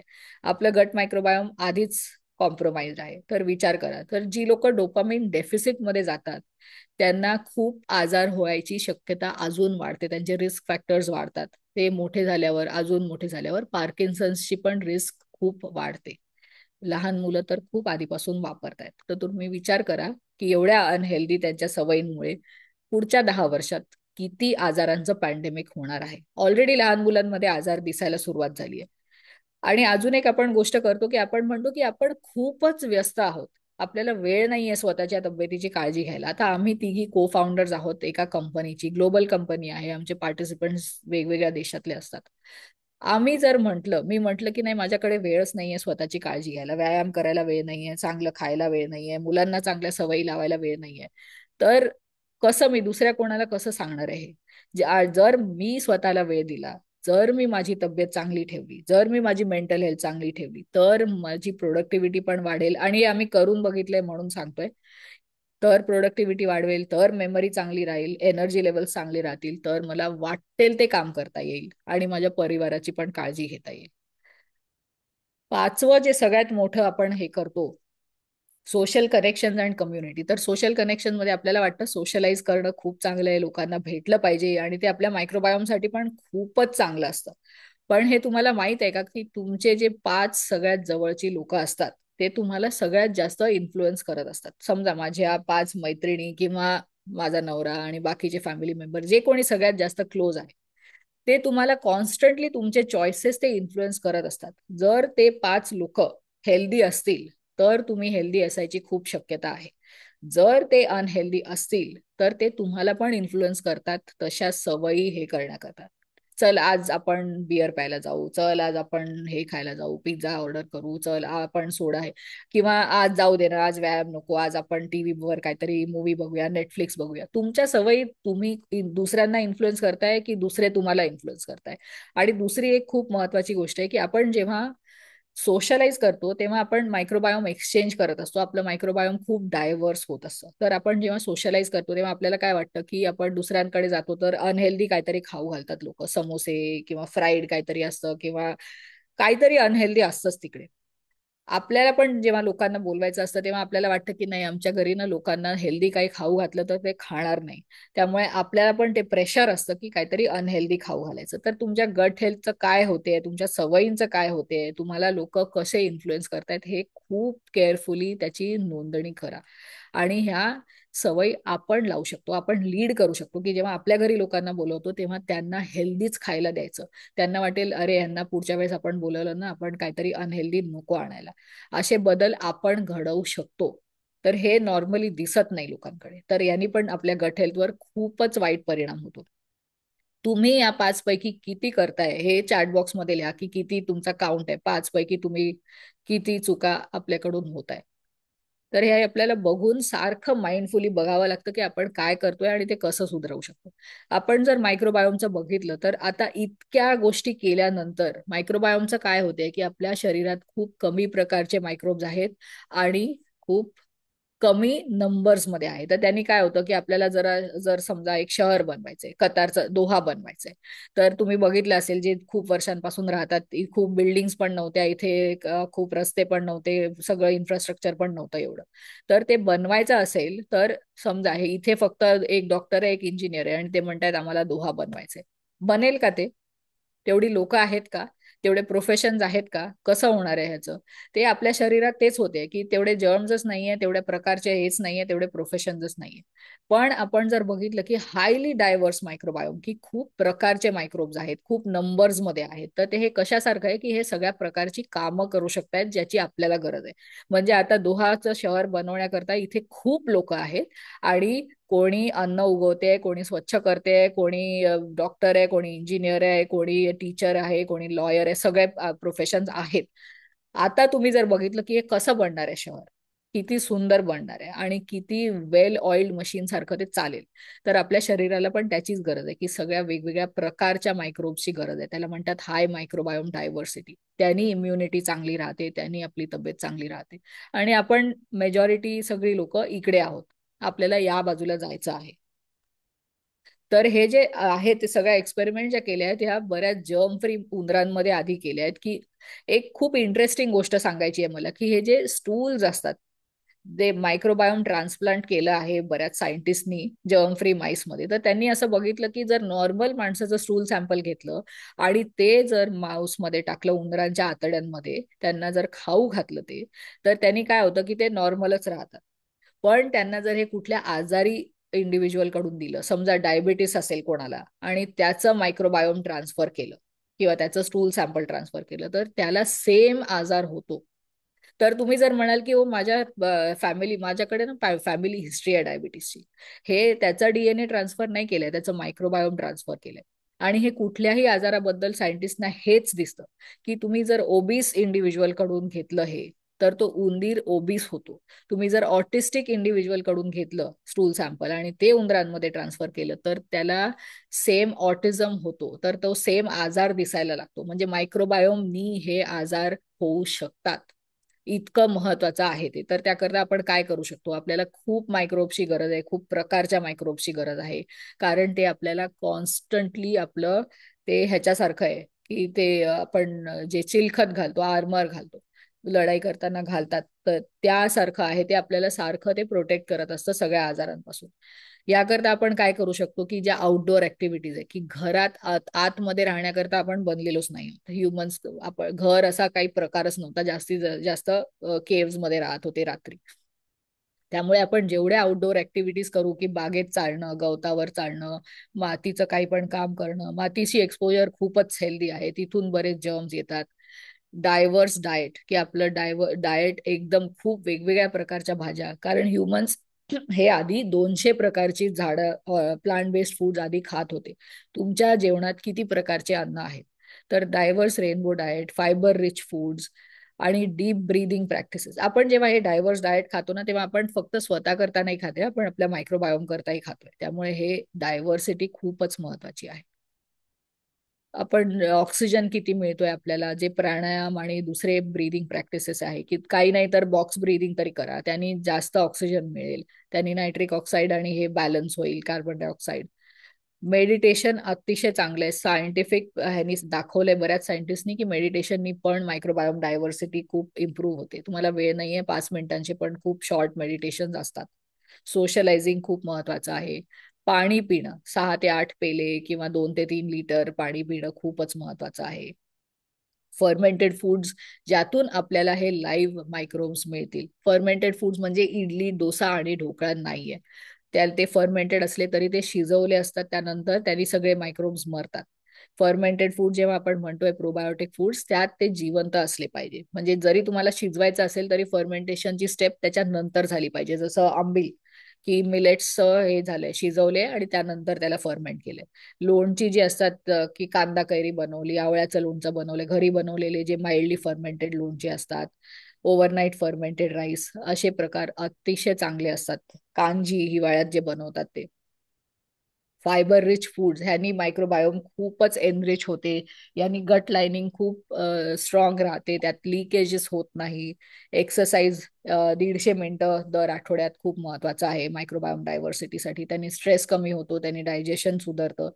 आणि झोप पण ऑफकोर्स चांगली झाली पाहिजे, त्यांनी पण खूपच महत्वाचं आहे. ज्या लोकांना कॉन्स्टिपेशन असते आणि ज्यांची झोप चांगली नाही होत, त्यांना 10-20 वर्षांनंतर बरेच क्रॉनिक आजारांची रिस्क ऑलरेडी वाढलेली असते, ते तिथून सुरू झालेलं असते. तर तुम्हाला काही पण सिमटम्स असतील, कुठलेही सिमटम्स असतील, तर तुम्ही विचार करा.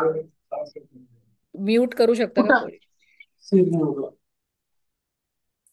तर तुम्ही जेव्हा बघाल की जेव्हा आपण मायक्रोबायोम सुधारतो, इम्प्रूव्ह करतो, तेव्हा सगळे ऍस्पेक्ट्स आपल्या जीवनातले सुधारतात. तुम्ही म्हणाल की फायनान्शियलचा आणि इंटेलेक्च्युअलचा काय संबंध, ऑक्युपेशनलचा काय संबंध, पण जेव्हा आपले फिलिंग्ज, आपले निर्णय सगळेच त्यावर आधारित असतात. तुम्ही वेगळे फायनान्शियल डिसिजन्स पण कराल. मायक्रोबायोम सुधारल्यावर तुम्ही वेगळे ऑक्युपेशनल सगळे तुमचे चॉईसेस बदलतील. सगळं बदलेल आयुष्यात जेव्हा मायक्रोबायोम बदलेल. तर हे तुम्हाला आता मेजर कसं करता येईल, मायक्रोबायोम कसं आहे हे कसं कळेल, त्याकरता मायक्रोबायोम टेस्टिंग असतं. ती स्टूल टेस्ट असते, ज्याला बराच वेळ लागतो, कारण ते सगळ्या मायक्रोबचं सिक्वेन्सिंग करावं लागतं. तर ह्याला 1 महिना लागतो, पण त्यांनी कळतं की तुमच्या मायक्रोबायोमची हेल्थ कशी आहे, तुम्हाला कुठल्या आजारांची रिस्क आहे. तर त्यातून खूप माहिती मिळते. तर हे आता मी उदाहरण देते. आमच्याकडे एक महिला आल्या होत्या ज्यांचं फुल हेल्दी लाईफस्टाईल होतं. तर आपण जर बघितलं की मायक्रोबायोम डायव्हर्सिटी या हीट मॅपवर कुठे असलं पाहिजे, तर ते 2.3 to 6 मध्ये असलं तर खूप चांगलं आहे. तर हे एवढं सगळं हेल्दी करणारी महिला, त्यांची मायक्रोबायोम डायव्हर्सिटी एवढी कमी आली की 0.43. तिला धक्का बसला की हे काय आहे, मी एवढं हेल्दी खाते आणि एवढं कमी कसं काय आलं. तर त्याचं कारण हे होतं की तिचं हेल्दी जरी होतं तरी ते डायव्हर्स नव्हतं. ती पण कतारमध्येच राहते, तर तेवढं डायव्हर्स नव्हतं. इथे खूप कमी प्रकारच्या भाज्या, कमी प्रकारची फळं खाल्ली जात होती, त्यामुळे ते डायव्हर्सिटी कमी होती. आणि तिला हे पण दिसलं की तिच्या गट मायक्रोबायोम मध्ये इन्फेक्शन्स होते. हिलिकोबॅक्टर हे गॅस्ट्रिक कॅन्सरसाठी रिस्क वाढवू शकतं. हे तिला अजिबात माहीत नव्हतं. दुसरं एक उदाहरण देते की एक महिला आल्या होत्या ज्यांना आर्थरायटिस आणि दुसरे ऑटो इम्युन आजार होते. तर त्यांना जर बघितलं तर त्यांचा स्कोअर ठीक होता, एवढा वाईट नाहीये डायव्हर्सिटी स्कोअर. पण ह्यात काय प्रॉब्लेम होता की हा जो बॅक्टेरिया आहे प्रेवोटेला, हा सगळ्यांमध्ये असला पाहिजे, पण हा खूप जास्त होता. तर आपण जी लोक प्रोबायोटिक्स घेतात ना, त्यांना वाटतं प्रोबायोटिक्स घेऊ आपण सगळं ठीक होतं. तर this is too much of a good thing की खूप जास्त होते. चांगलं जरी असलं ना तरी ते प्रमाणाच्या बाहेर जात आहे. तर ते जेव्हा प्रमाणाच्या बाहेर जातं ना तेव्हा इन्फ्लमेशन होतं त्यांनी, आणि त्यांनी अजून आजार होतात. तर हे कमी करायची गरज पडली त्यांना. इतकं जास्त होतं की तुम्ही 100% पैकी 83% एकाच प्रकारचा बॅक्टेरिया आहे. अजून तुम्ही जर उदाहरण बघितलं तर अजून एक ही महिला आहे जी IBS होतं हिला. 20 वर्ष ती काही पाहिजे ते खाऊ नव्हती शकत. सारखा डायरिया होत होता, सारखं बाथरूमच्या शेजारी राहावं लागत होतं, कुठेही जाता नव्हतं येत, दुधाचे पदार्थ नव्हते चालत, खूप गोष्टी नव्हत्या चालत. आणि तिने इतके गॅस्ट्रोएंटरोलॉजिस्ट बघून झाले तरी काही निदान झालं नाही की कशामुळे होते. फक्त मॅनेज करणं चाललं होतं. तर तिने जेव्हा आम्हाला विचारलं की मी काय करू शकते, तर आम्ही म्हटलं आधी मायक्रोबायोम टेस्ट कर. तर तिचा नेगेटिव्ह स्कोर आला, आणि तिच्या मायक्रोबायोम मध्ये एवढे प्रोबायोटिक स्ट्रेन्स बॅक्टेरिया जे असले पाहिजे सगळ्यांमध्ये ते नव्हते. आणि तिच्यामध्ये एक इन्फेक्शन सापडलं जिआरडियाचं. ते ऍक्च्युली खूप सोपं आहे ट्रीट करायला, पण ते कुठल्याही लॅब टेस्टनी दिसलं नव्हतं 20 वर्षात. तर आम्हाला जेव्हा हे दिसलं तेव्हा आम्ही म्हटलं तू ह्याचं औषध घे, ह्याच्यासाठी हे प्रोबायोटिक्स घे, आणि हे डाएट फॉलो कर. एक पर्सनलाइज डाएट प्लॅन तिला दिला.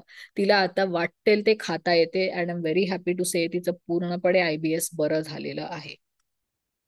हे माझंच उदाहरण मी सांगते की मला आधी मायग्रेनचा त्रास होता. मला मी जरी लीन होते आधीपासून तरी खूप सरप्राइझिंगली BMI स्केल वापरलं तर 30% बॉडी फॅट होतं, जे खूप अनहेल्दी आहे. मला कोविड मध्ये प्लांटर फेसायटिस झालं होतं, तर ते डॉक्टर्स त्याकरता सर्जरी सांगतात. आणि मला खूपच ड्राय नकल्स होते, असे काळे व्हायचे हिवाळ्यात. खूप म्हणजे मी नाही म्हणते, हे खूप सिव्हिअर हेल्थ कंडिशन आहे. आणि ऍक्ने तर म्हणजे खूपच वर्ष हे काहीच नाहीये, ह्याहून खूप मोठे मोठे ऍक्ने कंटिन्युअसली असायचे. इव्हन 40s 40s मध्ये पण खूप ऍक्ने असायचे. मी जेव्हा गट हेल्थवर मी ऑलरेडी फोकस करत होते, पण मी खूप मायनर ट्विक्स जेव्हा केले त्यात, तेव्हा 3 महिन्यात गट हेल्थवर फोकस करून, हा माझा फोटो आहे, त्यानंतर 3 महिन्यात इथून इथे, आणि मायग्रेन पूर्णपणे बंद झालंय. मी बाहेर इथे दोहामध्ये विदाऊट सनग्लासेस इमॅजिन पण नव्हते करू शकत एवढी वर्ष. मी 15 वर्ष इथे आहे, पण गेली 2 वर्ष मी फुल्ली विदाऊट सनग्लासेस उन्हाळ्यात पण जाऊ शकते, मला मायग्रेन होत नाही. तर हे मी पूर्णपणे फिक्स केलंय just by focusing on gut health. आमच्याकडे जेवढी लोक प्लांटर फेसायटिस साठी पण आले आहेत त्यांनी कोणी सर्जरी केली नाहीये, त्यांचं 12 आठवड्यात पूर्णपणे बरं झालंय ते.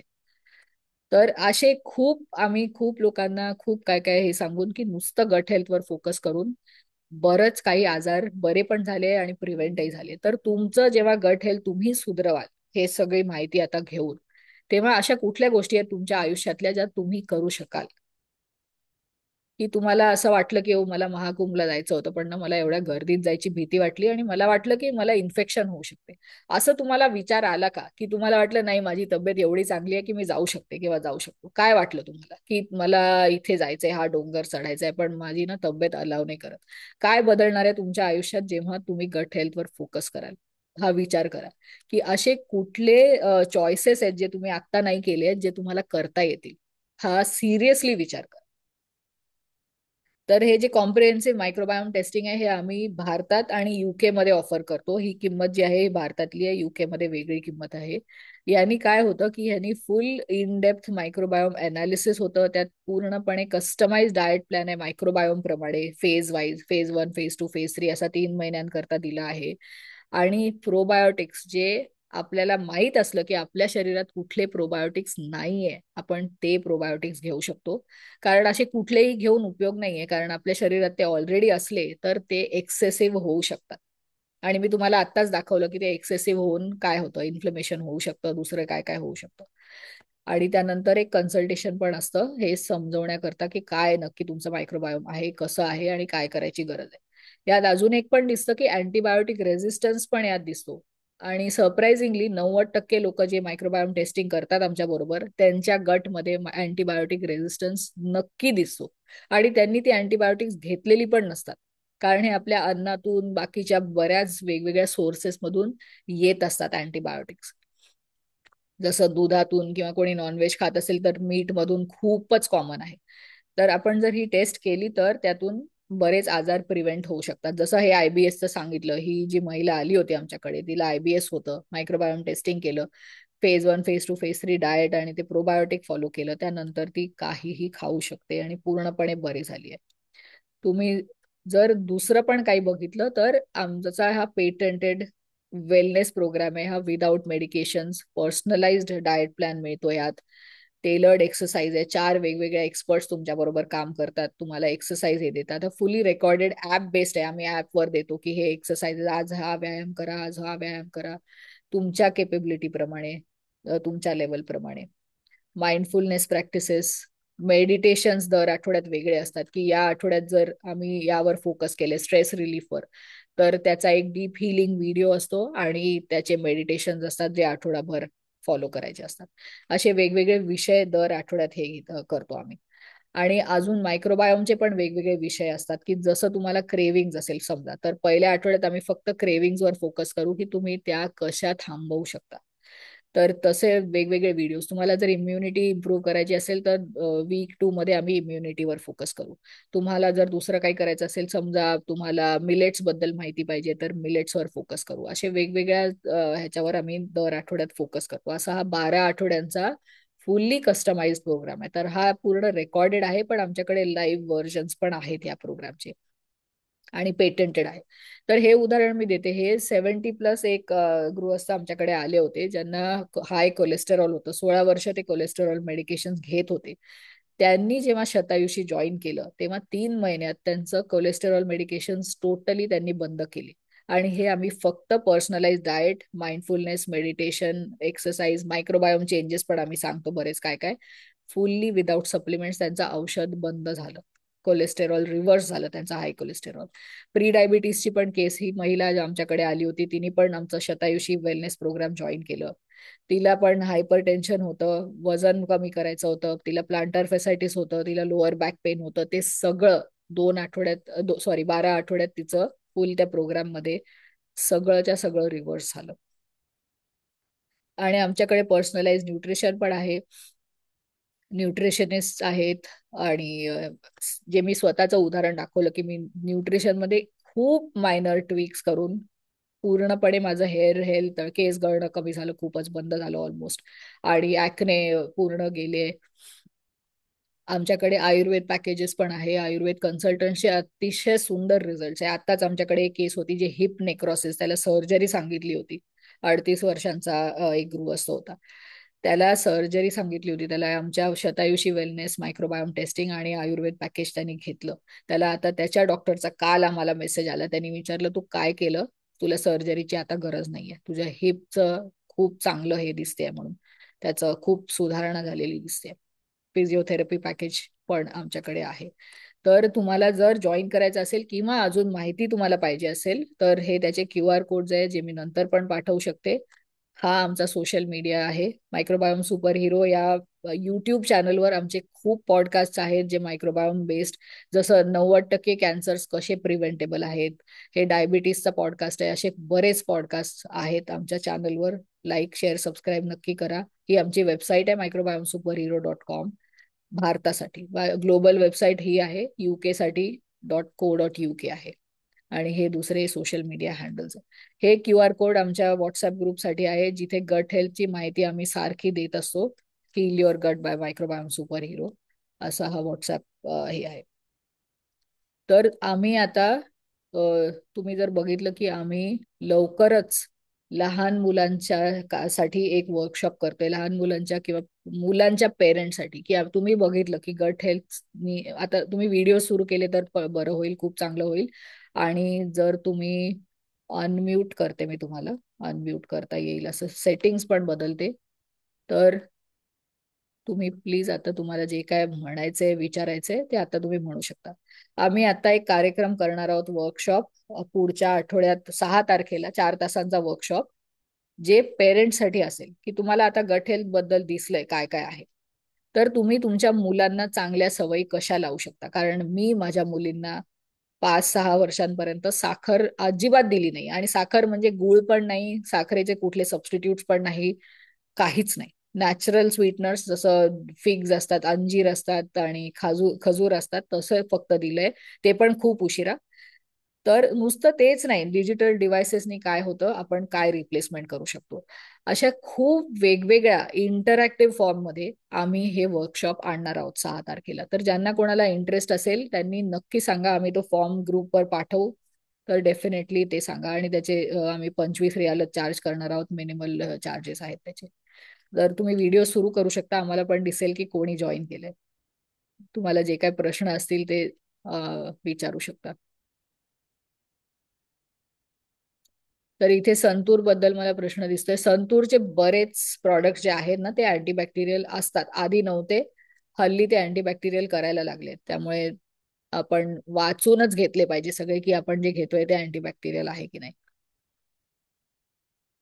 कतारमध्ये वॉई हा ब्रँड आहे जो अँटीबॅक्टेरियल नाहीये, त्यामुळे मी तो वापरते. पण मी तो काही हे नाही करत आहे, तसे कुठलेही घेऊ शकतो.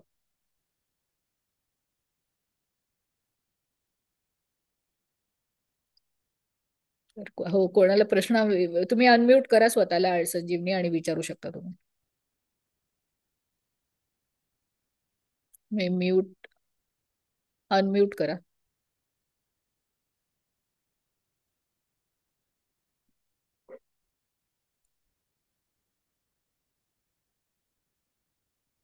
ओके.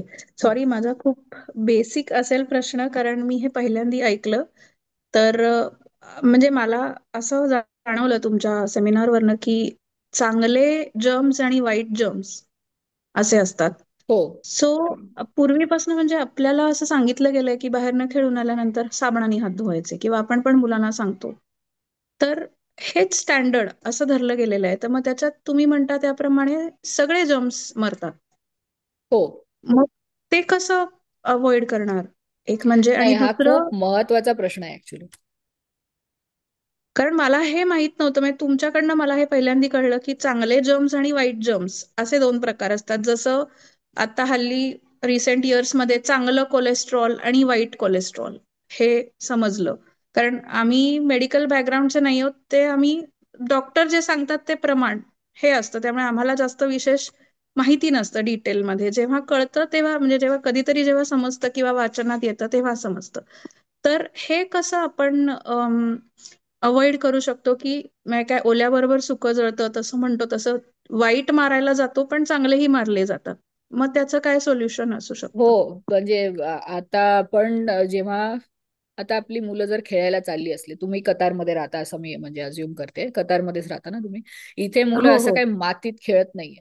मी माझ्या मुलींना नाही सांगत घरी येऊन हात धुवायला, ऑनेस्टली. कारण ते असं इथे काहीच नाहीये जे एवढं घाण आहे की त्यांना हे आहे. सॉरी, सुजाताला अनम्यूट नाही करता येते. सुजाता, अनम्यूट करता येते का तुला आता बघ. हो, थँक्यू सो मच. सॉरी, मी सगळ्यांना दिलं होतं परमिशन, माहित नाही काय झालं. नाही नाही, नो प्रॉब्लेम. नाही तर इथे ना मी सांगत नाही. आणि तुम्हाला जेव्हा आपण लहानपणी जेव्हा ऐकत होतो ना, तेव्हा हे डेटॉल आणि अँटीबॅक्टेरियल प्रकार नव्हते. साध्या बरोबर आहे. साबणाने सगळे हात धुवायचे. तर तुम्ही करेक्ट. जेव्हा म्हणताय ते साधं साबण होतं, जेव्हा आपण हात धुवा म्हणतोय ना, ते 20 सेकंडनी साध्या साबणाने धुवायचे असतात. की तुम्ही जे सरफेस जी घाण आहे हातावर, की समजा कोणाला इन्फेक्शन झालंय आणि कोणी प्ले एरियामध्ये घाण लागली आहे, व्हायरसेस आहे, वॉट एव्हर आहे, तर ते तुम्ही वरवरचे काढू शकता त्यांनी 20 सेकंडनी हात धुवून. तर ते तुम्ही सांगा मुलांना, पण तुम्ही कुठलं साबण घरात ठेवताय? आता तुम्ही जर असं ठेवलं अँटीबॅक्टेरियल की न्यूक्लिअर वेपनच टाका तिकडे आणि मग सगळं स्किन मधलं पण घालवा, प्रोबायोटिक्स पण घालवा, ते होते सगळ्यांचं. तर ठीक बरोबर. आहे, तुम्ही सांगताय हात धुवा, ते खूप चांगलं आहे, पण हे सांगा की साध्या साबणाने. आणि 20 सेकंड, ओके. मुलं खूप घाईत असतात, असं तेरा साबण स्टुपिड आहे का, एवढा वेळ धुवायची गरज नाहीये, हे असं जाहिराती बघून मुलांना पण वाटतं की हो, माझ्या आई वडिलांनी मला नाही घेऊन दिलं एवढं चांगलं साबण, असं वाटू शकतं. ते कंडिशनिंग कॉन्स्टंटली सुरू आहे. पण मुलांना पण हे शिकवण्याची गरज आहे की हे मायक्रोबायोम हे खूपच महत्वाचं आहे. आणि 20 सेकंड म्हणजे तुम्ही ते whatever, happy birthday to you सांगतात असं बरीच लोक, की ते दोनदा म्हणा म्हणजे 20 सेकंड होतात, किंवा 20 सेकंड मोजा, किंवा कुठलं तरी कविता म्हणा. असं मुलांना शिकवून तशा सवयी लावता येतात. म्हणजे बरोबर. आम्ही तरी तसंच करतो. बरोबर. ऍक्च्युली आम्ही कालच आलो कतारला. आम्ही इतके दिवस मुंबईला होतो. ओके. आणि एक मिनिट बाळा थांब. माझ्या मोठ्या मुलीला मातीत खेळायला प्रचंड आवडतं. भयंकर खेळत असते अतिशय मातीमध्ये. चांगली सवय आहे. हे ती माखून येते मातीने. आता इथे कसं होणार आहे माहिती नाही. पण म्हणून मी विचारलं. आम्ही तिला आणि ओरडत असतो, काय हे काय गलिच्छ होऊन आलीस, धुवून घे स्वतःला आधी. एवढं तर गलिच्छ होऊन आले चांगले, पण आल्यावर म्हणजे तेवढा स्वच्छ केलेलं ठीक आहे, हातपाय धुवून आंघोळ करून, पण तर मला एक्सपोजर नक्कीच खूप चांगले. खूप आवडेल तुमचा मुलांसाठीचा वर्कशॉप अटेंड करायला. सो मी पाठवते त्याची माहिती प्लीज ग्रुपवर तुम्ही लिंक डेफिनेटली. पाठवा. हो, हा. हो. थँक्यू. Thank you doctor. ओके, अजून काही दुसऱ्यांना प्रश्न असतील तर नक्की विचारा, आणि व्हिडिओ सुरू केले तर अजून बरं होईल, आम्हाला पण दिसेल की कोण इथून जॉईन करते. थँक्यू शीतल, हे करण्याकरता व्हिडिओ सुरू केला. थँक्यू संदीप. म्यूट वर आहात तुम्ही. सुजाता का म्यूट होते? सॉरी.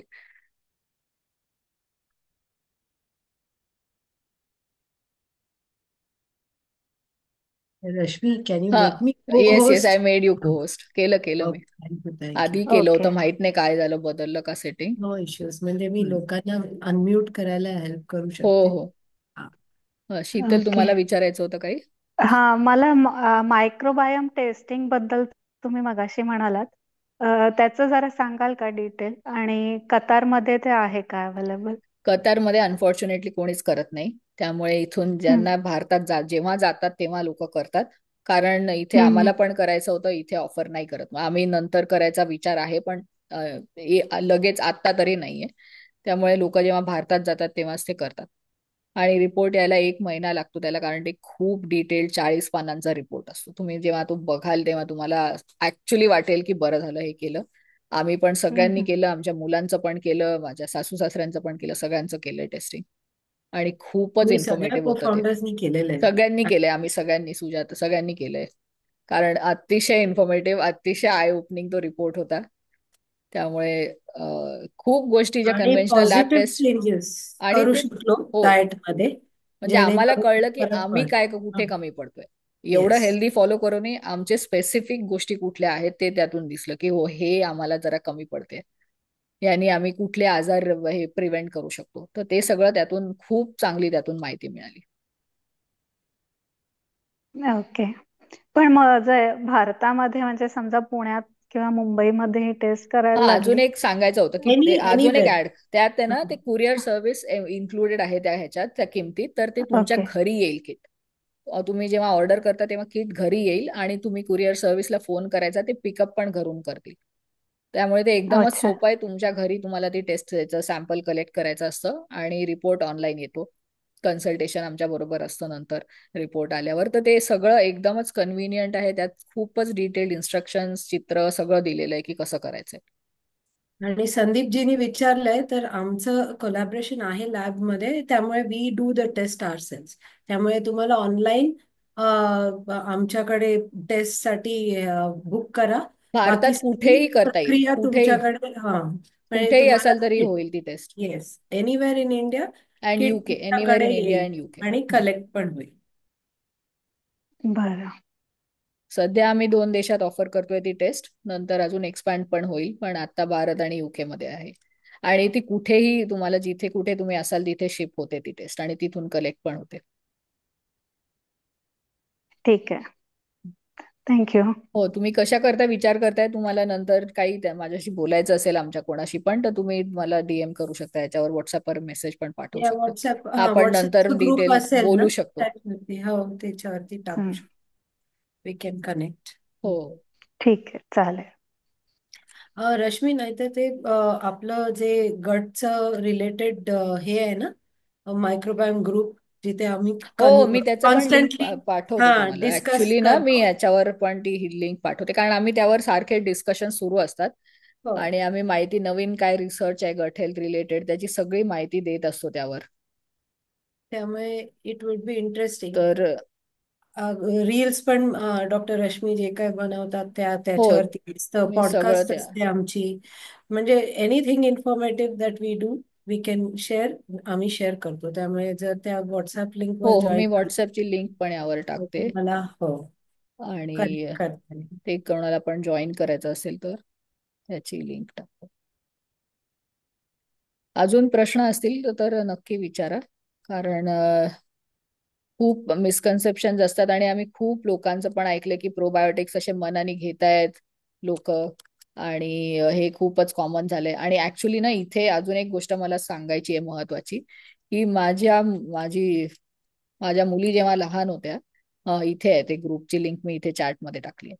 माझ्या मुली जेव्हा लहान होत्या तेव्हा इथे जे काही इन्फेक्शन होतात, की घसा खराब झालाय, काही पण झालंय, तर माझ्या मुलीला एका डॉक्टरनी, पीडियाट्रिशियननी हे दिलं होतं, एन्टेरोजर्मिना म्हणून एक प्रोबायोटिक दिलं होतं. आणि ती म्हणाली, डॉक्टर, की हे तिला दे, म्हणजे ती सारखी सारखी आजारी नाही पडणार. तर ठीक आहे, लोकांना असं डॉक्टर्स देतात प्रोबायोटिक्स, आणि त्यांना वाटतं की हो, प्रोबायोटिक्स घेऊन छान वाटेल. पण मला लेबल वाचायची सवय आहे. मी घरी आल्यावर आधी लेबल वाचलं ते, की काय आहे ह्यात. तर त्यात लिहिलं होतं की त्यात वेगवेगळ्या प्रकारचे बॅक्टेरिया होते, ते जेनेटिकली मॉडिफाईड आहेत, आणि ते मल्टी ड्रग रेझिस्टंट बनवले आहेत. मी माझ्या मुलीला दिलेलं नाहीये ते, कारण तुमच्या गटमध्ये काय जाते हे डॉक्टरनी इन्फॉर्म पण केलं नाहीये की ते ड्रग रेझिस्टंट आहे. तर डॉक्टरला बहुतेक स्वतः पण माहित नसेल, कारण लेबल नसतील वाचले. आणि मला माझ्या मुलांच्या पोटात काहीही ड्रग रेझिस्टंट टाकायचं नाहीये, कारण त्यांनी अतिशय इम्बॅलन्स्ड मायक्रोबायोम होईल. मी या फील्डमध्ये आहे म्हणून मला माहित होतं, दुसऱ्या कोणाला माहित नसतं ते. डॉक्टर्सना पण विचारलं ना की हे तुम्हाला माहिती आहे का, हे ड्रग रेझिस्टंट आहे, तर ते म्हणतात हो, मला नव्हतं माहित, आणि ते पेशंटला देत आहेत. तुम्हाला असं काही प्रिस्क्रिप्शन जर मिळालं की अँटीबायोटिक रेझिस्टन्स त्यात ऑलरेडी मुद्दाम टाकलाय, की तुम्ही जर अँटीबायोटिक्स घेतले पुढच्या वेळेस, तर ते प्रोबायोटिक्स अजून वाढतील त्यांच्या प्रमाणात, कारण ते एनरिच होतील, बाकीचे बॅक्टेरिया मरतील आणि हे एनरिच होतील, तसे ते डिझाईन केले. पण त्यांनी मायक्रोबायोम इम्बॅलन्स होतो, आणि हे डॉक्टर्स स्वतः पण त्यांना माहित नसतं, आणि ते न सांगता देत आहेत. असे प्रकार खूप वर्षांपासून सगळीकडे चालले आहेत. माझी दुसरी मुलगी पण लहान होती तेव्हा तिच्या पण डॉक्टरनी तिला दिलं होतं, आणि मी म्हटलं, oh, Enterogermina, I am not giving this to my child. तर तेजस्वीजीनी विचारलंय व्हॉट इज ड्रग रेझिस्टंट. तर हो, अँटीबायोटिक रेझिस्टन्स जो आहे, की तुम्ही आता बघताय की अँटीबायोटिक रेझिस्टन्स हा खूप खूप कॉमन झालाय, की तुम्ही अँटीबायोटिक घेतायत लोक, आणि त्याचं ते कामच नाही करत आहे. कारण संजीवनी, म्यूटवर आहात तुम्ही. तर म्हणजे त्यांनी काय होतं की ते अँटीबायोटिक तुम्ही घेताय आणि त्यांनी मरतच नाहीये ते बॅक्टेरिया, कारण त्या बॅक्टेरियामध्ये अँटीबायोटिक रेझिस्टन्स जीन्स आहेत, की त्या अँटीबायोटिकचा परिणाम होत नाहीये, त्यांच्याकडे एक प्रोटेक्टिव्ह शील्ड आहे. तर ते खूप डेंजरस आहे, कारण आपले इन्फेक्शन बरे नाही होऊ शकत त्यांनी. तर हे जे प्रोबायोटिक्स आहे या कंपनीने बनवलेले एन्टेरोजर्मिना, ते डिझाईन्डच आहे, त्यात टाकले आहेत त्यांनी जेनेटिकली मॉडिफाय करून अँटीबायोटिक रेझिस्टन्स जीन्स. आणि त्या कंपनीला असं वाटते की हार्मलेस आहे ना, यांनी काय होतं, हे तर प्रोबायोटिक बॅक्टेरिया आहे, पण त्याचा इम्बॅलन्स जेव्हा झाला तेव्हा पण वाईट परिणाम होऊ शकतात.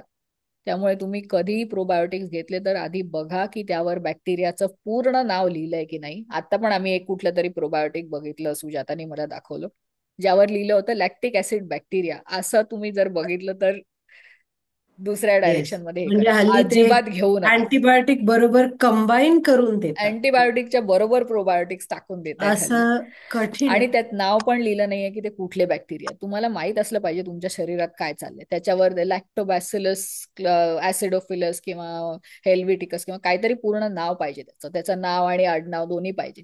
तसं जर स्ट्रेन नसेल पण ना तर हवंय. तुम्ही घ्यायला नको ते.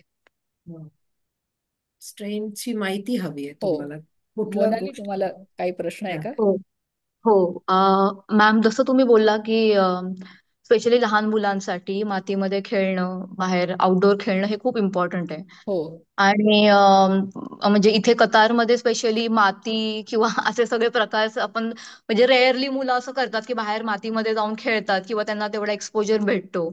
तर माझा क्वेश्चन हा होता की कम्पॅरेटिव्हली देन इम्युनिटी बिल्डअप इथे छोट्या मुलांसाठी थोडं डिफिकल्ट होणार का?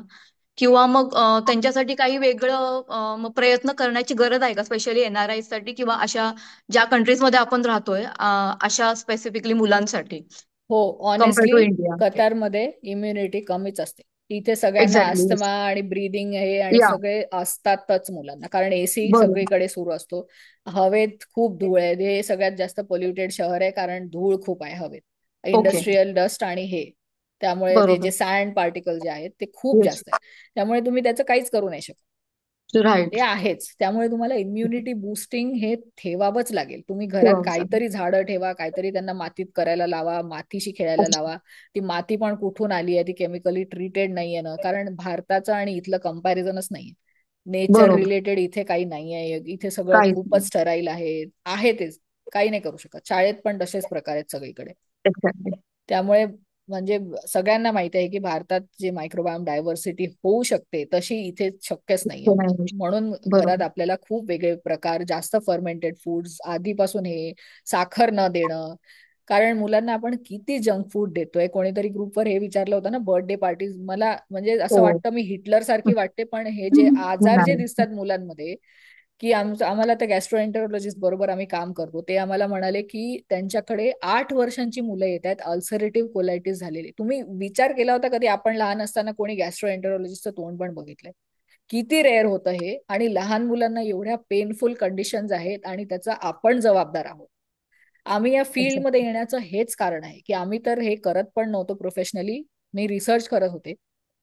मी भारतात एक सिरीज ऑफ टॉक्स दिले, म्हणजे एका कॉन्फरन्समध्ये मी अटेंड केलं आणि मी म्हटलं की एनसीईआरटीच्या जे कोणी ऑफिशियल्स होते त्यांना मी म्हटलं की मला ना भारतात हायस्कूल स्टुडंटसाठी गट हेल्थ काय असतं, मायक्रोबायोम काय असतं, त्याचा टॉक द्यायचा आहे.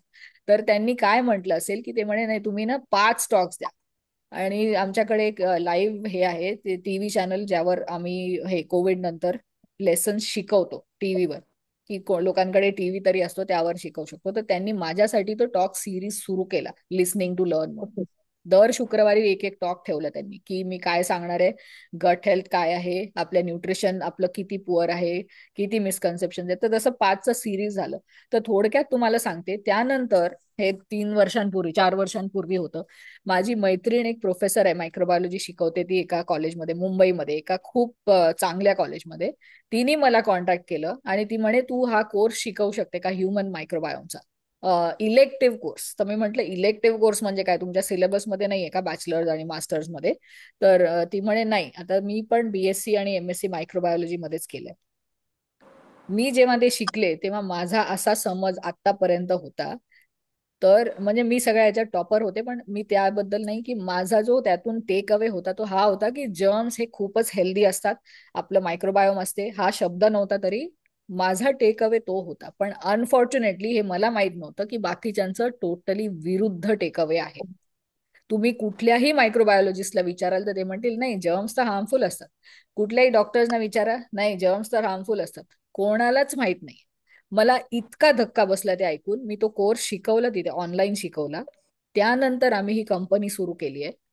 त्यानंतर आम्हाला वाटलं हे काय चाललंय भारतात. आम्ही तर कंपनी आधी सिंगापूरमध्ये रजिस्टर केली होती. आमचा प्लॅन वेगळा होता. आम्ही म्हटलं हे मायक्रोबायोमचं शिकवत पण नाहीये भारतात, म्हणजे काय, कसे डिसिजन घेणार आहेत लोक.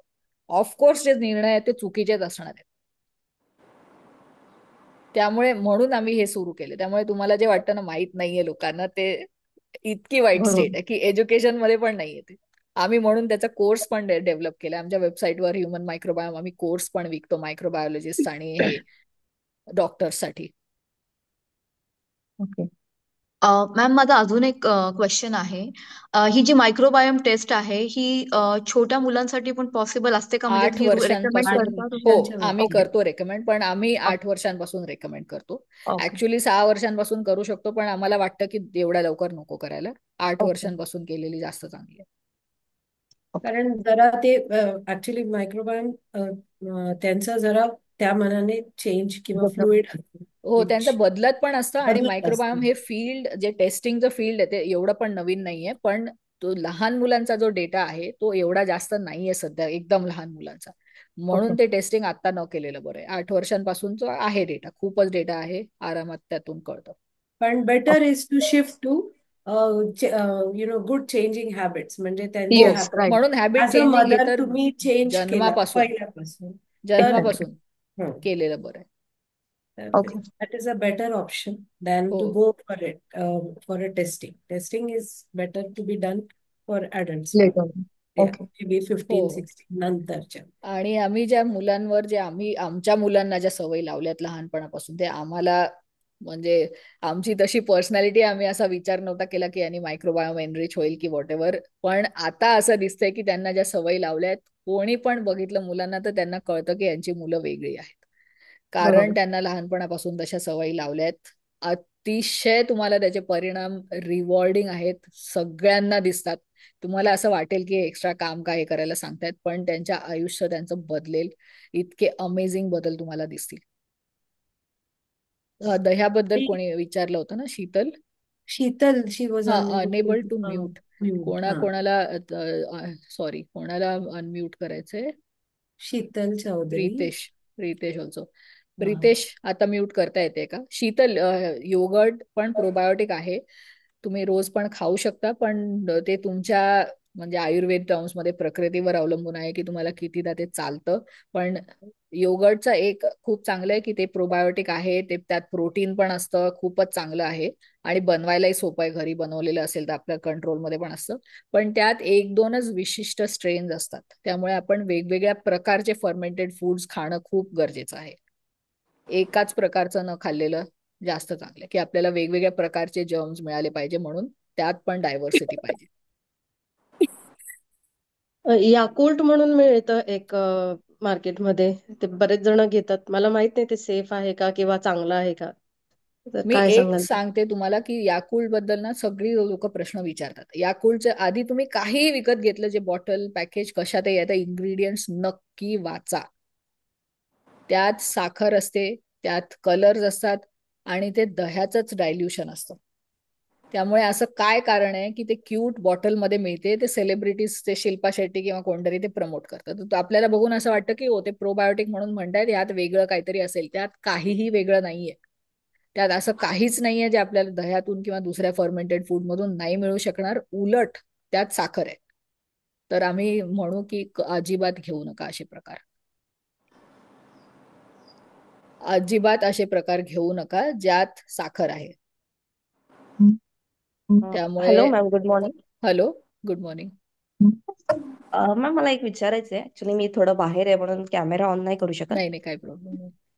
मुलांना जे लाईक वेट, वजन वाढ, म्हणजे एक समजा 5 वर्षाचा मुलगा असेल, 5-6 वर्षाचा, त्याचं वेट गेन नाही होते, म्हणजे जसं ओके. त्याचं तो खातोय हे ते, तर हे पण याच्याशी पण काही रिलेटेड आहे का? हो हो, म्हणजे सगळे रोज आपण जो वजनाचे प्रोटीन ह्याच्याशी इनटेक खूप आहे. रिलेटेड आहे, खूप रिलेटेड आहे. कारण ऍब्झॉर्प्शन नसेल होत ना, तर ओके. खूप त्याच्याशी. माझं वजन मी इतकी अंडरवेट होते लहानपणी, आणि माझ्या घरात सगळे डॉक्टर्सची फॅमिली मधली आहे मी, आणि ते मला सारखे सप्लिमेंट्स देत होते की हिचं वजनच वाढत नाहीये. म्हणजे मी जेव्हा 26 वर्षांची होते तेव्हा माझं 35 किलो वजन होतं, इतकी अंडरवेट होते. तर ते मला ना असं सप्लिमेंट्स देऊन देऊन की हे सप्लिमेंट घे, हे सप्लिमेंट घे, हे विटॅमिन, हे मिनरल, हे. आणि अँटीबायोटिक्स तर मी इतकेदा घेतले आहेत, कारण सारखा मला ऍक्च्युली ॲलर्जीज होत होत्या, टॉन्सिल्स ओके. सुजत होते, आणि ह्यांना कळायचेच नाही, त्यांना वाटायचं इन्फेक्शन झालंय. आणि सारखं दर 2-3 महिन्यांनी अँटीबायोटिक काय, सल्फा ड्रग्स काय, त्यांनी तर गट मायक्रोबायोम टोटली वाट लागलेली होती. आणि मग म्हणे टॉन्सिल्सचं ऑपरेशन करा. वजन तर वाढलंच नाही, दुसरेच काय काय प्रकार झाले. पण जेव्हा मी त्या ऍब्झॉर्प्शनवर काम करायला सुरुवात केली, तेव्हा वजन नॉर्मल झालं, तेव्हा स्किन क्लिअर झालं, तेव्हा ते अँटीबायोटिक्स बंद झाले, तेव्हा ऍलर्जीज आहे कळलं. हे सगळे प्रकार तेव्हा बंद झाले. ओके. ओके. थँक्यू. पण तुम्ही जर डॉक्टरना हे विचाराल ना, ते अनफॉर्च्युनेटली वेगळ्याच डायरेक्शन मध्ये जाईल. हा, ते म्हणजे मोस्टली असंच सांगतात की तुमचं वजन कमी आहे म्हणून तुमच्या मुलाचं पण वजन कमी राहतं. हो, ते So, जेनेटिक आहे, ते बरोबर आहे, जेनेटिक पण असतं, तसं असतं. पण ते जेनेटिक्स पण ऍक्टिव्हेट करायला, जसं लोक म्हणतात ना, I have a family history of diabetes. अरे पण फॅमिली yes. हिस्ट्री आहे तरी ते family history of poor lifestyle पण असू शकतं, किंवा जेनेटिक असेल तर ते ऍक्टिव्हेट करायला पण तुम्हाला काहीतरी करावं लागतं. आपोआप नाही होत ते. ओके. जरी लोकांना कॅन्सरची पण रिस्क असली ना, तरी पण ते ऍक्टिव्हेट करायला काहीतरी करावं लागतं. Doctor, okay. मला 2-3 प्रश्न आहेत. हो हो. एक म्हणजे तुम्ही रेनबो डाएट म्हणालात, तर भारतामध्ये तर मिळू शकतो, म्हणजे आपण करू शकतो.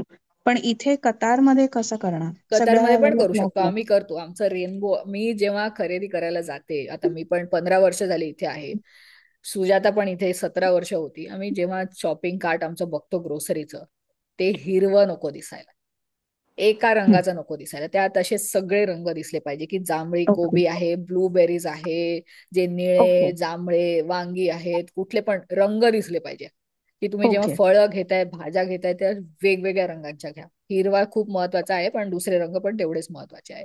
तर ओके. तुम्ही ते लाल भोपळा घेतलाय, ते हेही घेतलेत, की रंगीत कॅप्सिकम मी आणायला सुरुवात केली. आधी नुसते हिरवे घेत होते, पण बरोबर. जेव्हापासून रेनबो डाएटचं हे सुरू केलंय, तर त्यांनी खूपच फरक पडलाय गट हेल्थवर, की पिवळं कॅप्सिकम, लाल कॅप्सिकम, केशरी असे रंग, वेगवेगळ्या रंगांचं मुद्दाम घ्यायचं. मुलांना पण ओके. एनकरेज करायचं की तुमचं डाएट, की आज भाजी या रंगाची आहे, फळ वेगळ्या रंगाचं असलं पाहिजे. तर असं वन जेव्हा आम्ही एडव्हान्टेज माइंडफुली करतो. वन एडव्हान्टेज की तुम्ही कतारमध्ये आहात, त्यामुळे बरेच देशांचे आणि मिळतात इथे. मिळतात. भाज्या हो हो. ओके. मिळतात. Plus frozen. हो, आता आम्ही फ्रोझन, पॅकेज बरोबर. फूडला नाही म्हणतो, तिथे बरोबर. ऍडिटिव्ह ऍड केलेले असतात. पण फ्रोझन फूड्स मध्ये if it is properly frozen, त्याचे न्यूट्रिएंट्स तसे साबूत राहतात. सो यू कॅन अच्छा. Mix some of those to bring in the colours. Season मध्ये त्या नसतील तर अगेन, अनसीझनल खूप काय काय गोष्टी खायच्या पण आम्ही रिकमेंड करत नाही आहोत. पण ओके.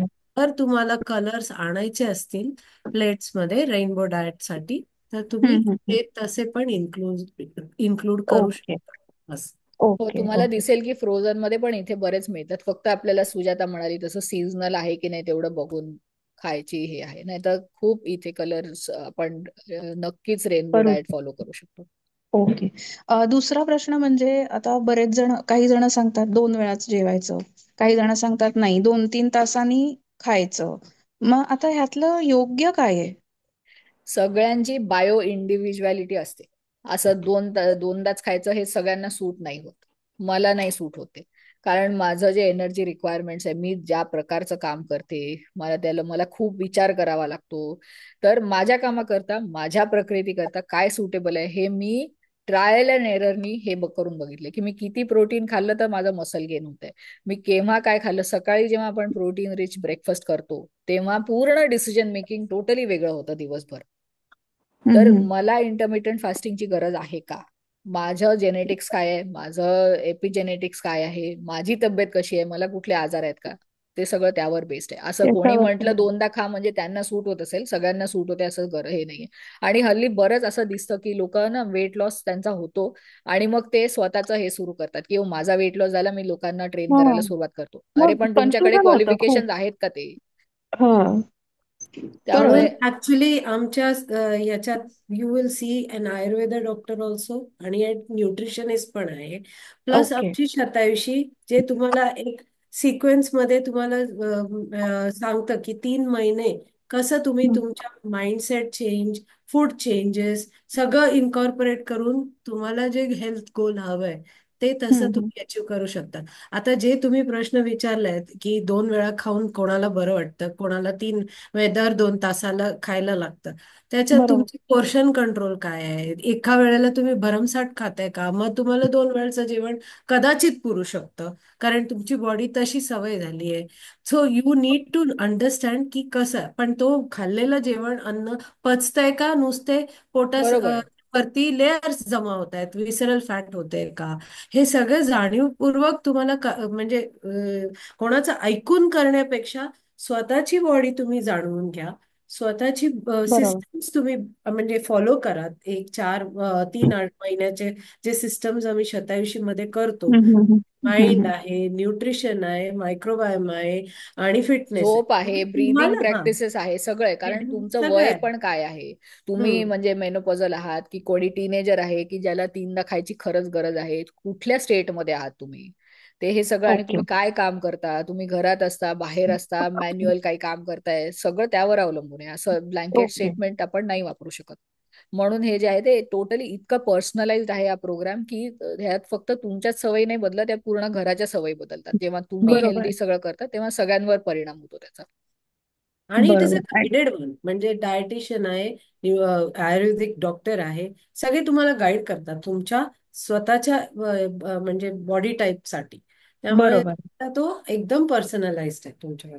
Okay, okay. आणि शेवटचा प्रश्न माझा असा होता, की तुम्ही जे मुलांसाठीचं सेमिनार घेणार आहात, हम्म, त्याच्यामध्ये हा मुद्दा जरूर ठेवा, की मुलं आता स्पेशली आता सुट्टी आहे मुलांना. तर हम्म, जेव्हा सुट्टी असते, तेव्हा बस त्यांना खाण्याशिवाय दुसरं काही सुचत नाही घरात असलं की. काहीतरी बरोबर. उद्योग करायचे, 2 तासात परत आई भूक लागली. परत हम्म, दर 2 तासांनी आई भूक लागली. आता हे त्यांच्या गटसाठी चांगलं नाही एवढं फ्रिक्वेंटली खाणं. का चांगलं आहे? एक मुद्दा. आणि आपण म्हणजे लहानपणापासून म्हणतो, की चल आता दर 2 तासांनी काय द्यायचं? मग दिले गुळदाणे.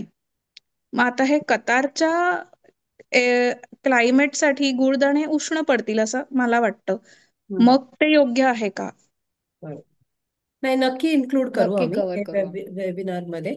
की म्हणजे आणि आणि मुलांनी हा सारखं कारण मी माझ्या मुलीच्या बाबतीत हे केलंय, नोट केलंय, तिला सारखी दर 2 तासांनी भूक लागते. मग कधी फळं दे, मग हे दे, ते दे, करत करत मग ना 1-2-4-5 दिवसांनी पोटात दुखतं तिच्या दरवेळेला. हम्म, दर 4-5 दिवसांनी पोटात दुखतं, मग ओवा द्यायचा, मग थोड्या वेळाने बरं वाटतं. पण हे असं नाही चालू राहू शकत. तर बरोबर. त्याला काहीतरी म्हणजे हो, असायला म्हणजे पाहिजे. आपण आयडेंटिफाय कर, आपण हा वेबिनार नाहीये, हे 4 तासांचं इंटरॅक्टिव्ह वर्कशॉप असणार आहे. वर्कशॉप आहे. त्यामुळे ओके. ते इंटरॅक्टिव्ह असल्यामुळे तुम्हाला पण त्यात खूप प्रश्न पण विचारता येतील. आम्ही रोल प्ले आणि वेगवेगळं काय काय वापरून आम्ही हे करणार आहोत, की लोकांना ते पूर्णपणे समजेल की काय चाललंय, की भूक का लागते. की आधी जे दिलंय ते, हम्म. समजा तुम्ही फळ दिलं, फळ हे प्री डायजेस्टेड असतं. फळाचं काय ऑब्जेक्टिव्ह आहे, त्या झाडाला कशासाठी फळं बनवतायत, की त्याच्या सीड्स कुठेतरी हे गेल्या पाहिजे. त्यामुळे ते खूपच सोपं आहे डायजेस्ट करणं. म्हणून ते दुसऱ्या अन्नाबरोबर कधीच खायचं नसतं, जेवणानंतर आणि असं, आणि संध्याकाळ नंतरही कधीच नसतं खायचं. तर दिवसाच खाल्लेलं बरं आहे. तर ते फळ जे असतं ते लगेच डायजेस्ट होतं. त्यामुळे त्यांना भूक लागणारच आहे थोड्या वेळाने परत. तर काय खातोय, त्यात प्रोटीन आहे का, त्यात जर प्रोटीन असेल तर भूक लागत नाही एवढ्या लवकर. तर हे जे तेच कारण कॅल्क्युलेशन कधी कधी आपण आपण मुलं केले, भूक डिस्कस करू मागतात. ते स्वॉप्स वगैरे. हो, त्या ते पण हा. आम्ही सगळं त्या आपण सगळं वर्कशॉपमध्ये डिस्कस करू. हा. वर्कशॉप मध्ये कारण डिस्कस खरी करू. खरी भूक आहे का उगाच आपलं काही नाहीये करायला हो, म्हणून ते पण आम्ही भूक ते त्यात आहे. सांगू की हा कुठल्या तेच प्रकारची भूक असते. समजत नाही हा हो, बऱ्याचदा.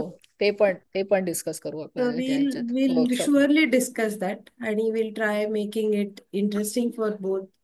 तुम्हाला आणि मुलांना दोघांना कसं या सुट्ट्या इंटरेस्टिंग जातील असं बघू आपण. अरे धन्यवाद. धन्यवाद. धन्यवाद. हो, अजून काही प्रश्न असतील तर विचारू शकता. आय कोणाला थिंक अनम्यूट नाही करता येते. नाही, कोणीतरी ते स्वॉप म्हणून हम्म. दिसतंय याच्यावरती. हो, त्यांना तुम्हाला बोलायचं अनम्यूट होतं करायचं मला. होतं का? तुम्हाला जर काही विचारायचं असेल तर विचारा अजून प्रश्न. आम्ही या वर्कशॉपची माहिती लवकरच देऊ. 6 तारखेला करणार आहोत 4 तासांचा वर्कशॉप. कतारमध्ये सुट्ट्या संपलेल्या असतील तेव्हा, त्यामुळे जरा लोकांना रिलीफ मिळेल, म्हणजे मुलं शाळेत असतील. त्यामुळे आम्ही तेव्हा करणार आहोत. अजून काही प्रश्न असतील तर विचारू शकता, नाहीतर मी ग्रुपवरही हे असेल. तुम्हाला रेकॉर्डिंग मिळेल फॅमिली मेंबर बरोबर शेअर करायला, आम्ही नक्की हे करू. आणि मी दोन्ही ग्रुप्सवर माहिती पाठवते याची. आणि अजून व्हॉट एज? हे ना, एज ग्रुप असं आम्ही ठेवलेलंच नाहीये, कारण हे सगळ्यांसाठी ऍप्लिकेबल आहे. हे टीनेजर्ससाठी पण ऍप्लिकेबल आहे.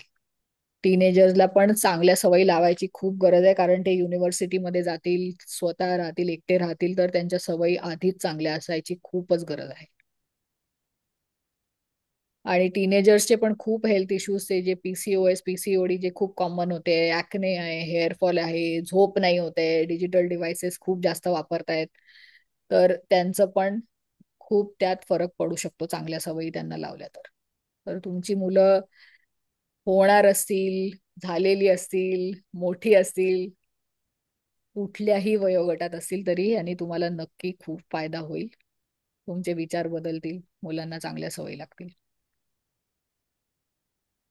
अजून काही प्रश्न नसतील तर आम्ही एंड करतो. जर विचारायचं असेल मला तर अजूनही विचारायचं होतं हा विचारा अ, सर. मला विचारायचं होतं की मला 1 वर्ष झालं इथे येऊन कतारमध्ये. ओके. पण इथे आल्यानंतर ऍटमॉस्फिअर एवढं ड्राय ना की मला हेअरफॉलचं स्टार्ट झालंय आणि स्कॅल्प पण माझं खूप इची असं जाणवतंय असं. ओके. डॅन्ड्रफ वगैरे नाहीये पण मला ड्राय ऍटमॉस्फिअरमुळे तसं जाणवतंय. मग माझं कुठेतरी न्यूट्रिएंट्स कमी पडतायत की काय होतंय म्हणजे मला ते जाणवत नाही. हो इकडे ना बरंच न्यूट्रिशन कमी पडतं लोकांना, कारण इथे हम्म, सगळं अन्न बाहेरून येतं. आणि बरोबर. म्हणून आपल्याला अजून एक्स्ट्रा न्यूट्रिशन, अजून कॉन्सन्ट्रेटेड न्यूट्रिएंट्स खायची गरज पडते इथे आल्यावर. आणि इथलं पाणी पण हार्ड आहे, त्यामुळे केस इथे गळतात. म्हणून हा हा. आपल्याला न्यूट्रिशनवर अजून जास्त फोकस करायची गरज आहे, की बायोटिन खरंच मिळते का, मायक्रोबायोम चांगलं आहे का इथे. इवन तेल पण आपण रिफाइंड ऑइल्सच्या ऐवजी कोल्ड प्रेस्ड ऑइल्सवर स्विच केलं कोल्ड प्रेस, येस येस आणि येस. न्यूट्रिशन चांगलं ठेवलं तर केस गळणं खूप कमी होतं. माझ्या आधी खूपच गळायचे, परत तिथे वाटायचं की ड्राय वेदर हो आहे ते. असल्यामुळे हायड्रेशन पण फॅक्ट आहे. हायड्रेशन हे फॅक्टर आहे. हायड्रेशन कारण एसी मध्ये राहिल्यामुळे आपण विसरतो पाणी पिणं, हम्म. त्यामुळे बरोबर. हायड्रेशन फॅक्टर पण आपल्याला बघायला लागतो. तर आणि डेफिनेटली. जसं तुम्ही म्हटलं की इंटेक तुमचा म्हणजे तुमचे फ्रुट्स, सलाड्स, व्हेजिटेबल्स वगैरे, पण आपण जे बोलतो की वेगवेगळ्या कंट्रीतनं येतं इथे एक्सपोर्ट होत होत इथे इम्पोर्ट करतात. आल्यानंतर पण ते आपल्याला डिरेक्टली मिळत नाही. म्हणजे ट्रान्झिटमध्ये जेव्हा इंडियातनं आपण एखादा मागवतो फ्रुट्स वगैरे, ऑलरेडी तिथे पण ते मोठे मोठे हे असतात रिफर स्टोरेज ह्याच्यात बरोबर आहे. स्टोरेज केले जातात. त्याच्यात त्याचं न्यूट्रिएंट्स ऑलरेडी कमी झालेलं असतं. इथे आल्यानंतर पण ते लगेच आपल्याला मिळत नाही. इथे आल्यानंतर पण ते ठेवतात आणि त्याच्यानंतर ते आपल्याला लुलू असेल किंवा FFC असेल वगैरे आपल्याला तिथे ते मिळतं. मग आपल्याला जे हवे ते न्यूट्रिएंट्स त्याच्यातून मिळू शकतात का? म्हणजे जरी आपण म्हटलं की अरे नाही मला वेगळ्या कंट्रीचे फ्रुट्स, व्हेजिटेबल्स, मी असं ते हे करते. माझ्या जेवणामध्ये किंवा घरातल्या जेवणामध्ये मी सगळं इन्क्लूड करते. तुम्ही जसं बोलला की मल्टी व्हेरियंट्स कलर्स हवेत आपल्याला, सलाड्स वगैरे ते सगळं इन्क्लूड केलंय. पण जेवढे हवे तेवढे न्यूट्रिएंट्स आपल्याला मिळतात का त्याच्यातनं? म्हणून मी इकडे काय करते, की आधी तुम्हाला माहित नाही, तुम्ही तर आता आले असाल कतारमध्ये, जे हम्म. 15 वर्षांपूर्वी इथे खूपच वाईट सीन होता. भाज्या हा उन्हाळ्यात इतकं सॅड असायचं, इतक्या सडक्या भाज्या मिळायच्या इथे, की असं वाटायचं हम्म. हे खाऊन म्हणजे कशाला खाऊ हे. पण आता हम्म. टोटली बदललंय सीन. तर मी आता जेव्हा घेते इथे भाज्या, तेव्हा मी सगळ्यात पहिले कतारमध्ये हे केलेल्या घेते, ज्या हायड्रोपॉनिकली उगवलेल्या असतात मोस्टली. इथे ज्या ओके. ग्रो केलेल्या असतात त्या इथूनच आल्या हम्म. असतात आणि त्या सगळ्यात ताज्या असायची खूप जास्त शक्यता आहे. तर त्या जेव्हा ताज्या असतात आणि तुम्हाला माहिती आहे की फर्टिलायझर्स, पेस्टिसाइड्स नाही वापरलेत मोस्ट लाईकली, आणि रायपनिंग एजंट्स पण नाही वापरलेत, कारण ते इथूनच आले. तर सगळ्यात पहिले जे काय निवडता येते ते मी लोकल हम्म. निवडते. ओके.